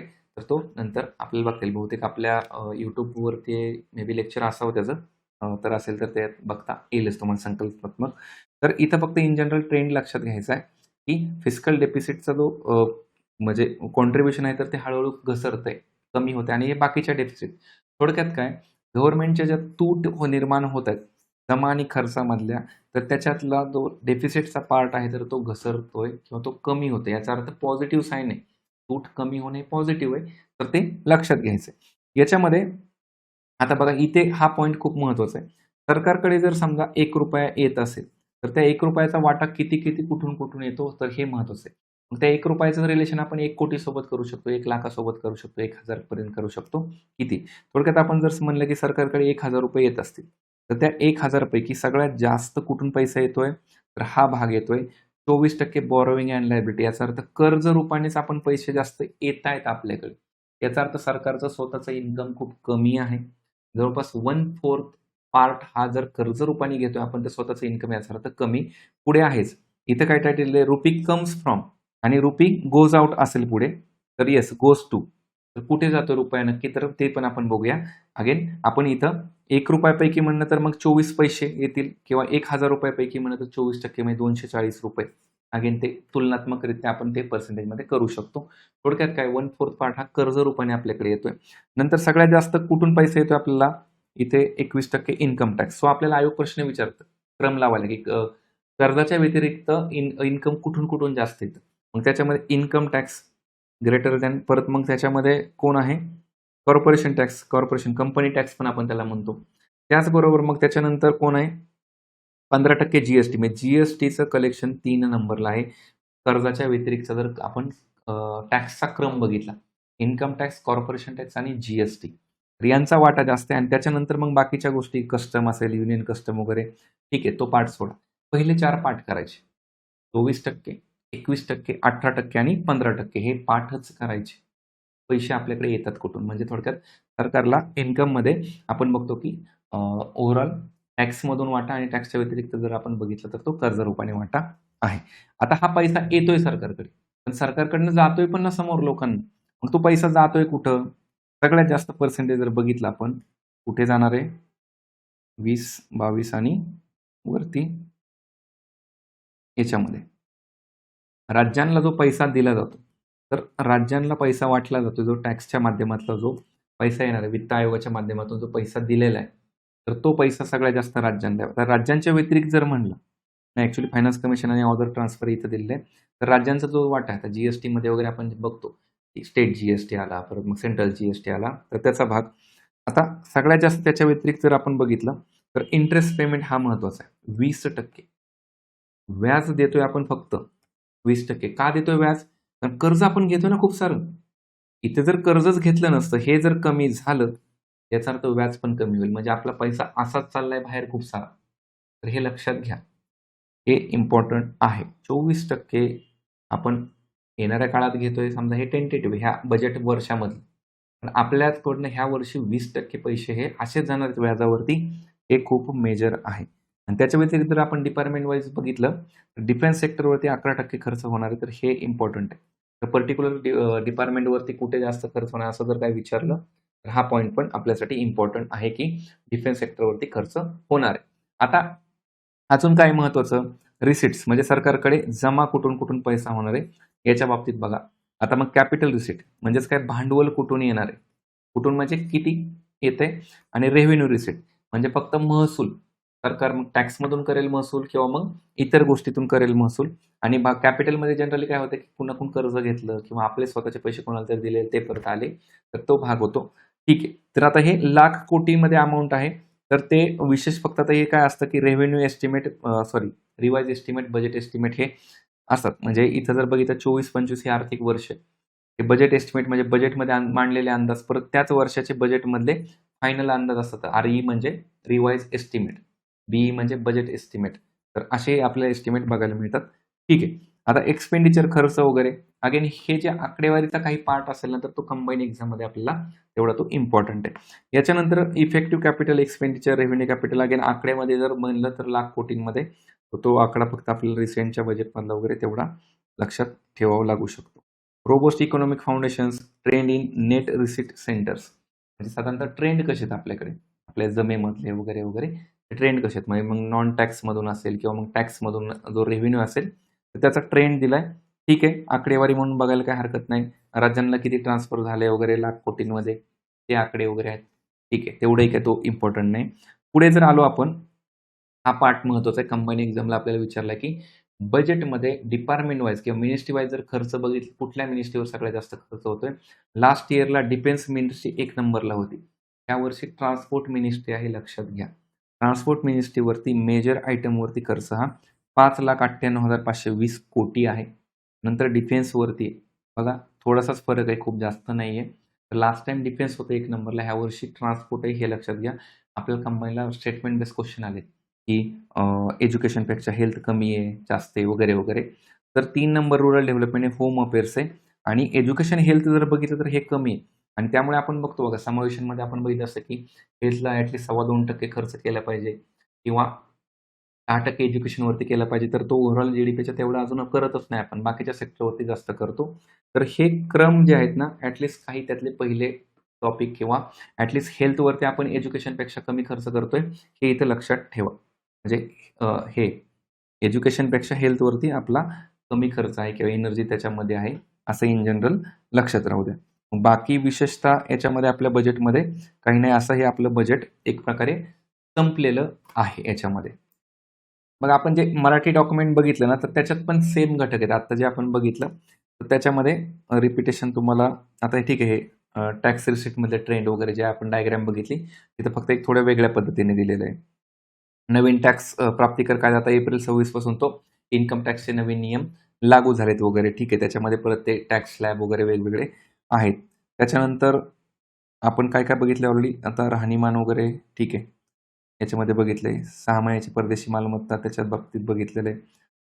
नंतर परदेशी स्थावर मालमत्ता ठीक आहे. हे आपण जे 1-10 ठीक आहे. काही महत्त्वाचं नाही. सहकारी संस्थांच्या बाबतीत काय म्हणलेलं आहे? दूध, तेलबिया, फळे, भाज्यांचे उत्पादन करणाऱ्या व्यक्ती सदस्य असलेल्या ज्या प्राथमिक सहकारी संस्था आहेत, दूध, फळे, भाज्या यांच्या उत्पादन करणाऱ्या संस्था, तर त्यांना एक प्रकारे जी सवलत दिली तर ती पुढे चालू राहणार. आपण ते कॅटल फीडिंग वगैरे बघितलेलं आहे ऑलरेडी. ठीक आहे, हे पाहिलेलं आहे. कर सवलतीचं पण पाहिलेलं आहे. भारत विकासाचे इंजिन आपण ग्रोथ इंजिन बघितलेलं. येस, हे सर्व घटक आपण इन जनरल बघितलेत. फक्त थोडंसं येस, सोडियम अँटीमोनेट आपण पाहिलेले. फक्त तिथं डायग्राममध्ये काही गोष्टी आपल्याला इंग्लिशमधल्या चांगल्या वाटतात. तिथं कधी-कधी मग एखादी गोष्ट मराठीत समजायला आपल्याला सोपी जाते. एवढंच फक्त तो फरक आहे. अणुऊर्जेच्या बाबतीत सुद्धा आपण सवलत बघितलेली आहे. डबल घटक तसेच आहेत. बायोमिसेस, सीएनजी वगैरे ठीक आहे. विशेष गोष्टी त्याच गोष्टीत फक्त तिथं काय आपल्या डायग्रामॅटिक फॉर्ममध्ये पाहायला मिळतं. तर असं एकंदरीत बघितलं तर आपला हा भारताच्या बजेटचा भाग झाला. आपण याच्यामध्ये प्रायमरी फक्त काय केलं, की पॉइंट्सला गो थ्रू केले. विशेष त्याच्यातल्या परत आपण डीप गेलो नाहीत, की प्रत्येक पॉइंट्सचं आपल्या स्टॅटिकमध्ये कंटेंट काय आहे वगैरे. तर कंटेम्पररी सरकारला जे अपेक्षित आहे पर्टिक्युलर आर्थिक वर्षात तेवढंच आपण बघितलेलं आहे, की सरकारला हे करायचंय, ते करायचंय वगैरे, वगैरे सब अच्छी बात आहे. तर ॲट काय ना, की आयोगाने एखादा प्रश्न विचारला तर आपल्याला तो नोन असावा, ओळखीचा असावा, हे आपल्याला महत्त्वाचं. तुम्ही मग म्हणजे हे ओरिजिनल डॉक्युमेंट करावं तर ॲक्चुअली चांगलं असतं, परंतु मग बरेच विद्यार्थी आपले करंट अफेअर्सच्या बुकलेटमधून पण करतात, तर तिथेही ते बेटरच आहे. तर चालेल तुम्ही हे करा. आपलं जे महाराष्ट्राचा एक जे ह्याचा भाग आहे आपल्या बजेटचा, तर त्याचा आपण सेपरेट लेक्चर ठेवूया, त्याचं सेपरेट घेऊया, कारण मग ते लेंदी होऊन जाईल खूप. तर आपण ते नंतर अपलोड वेगळं करूया. चालेल? आपण थांबूया इथं. Thank you very much.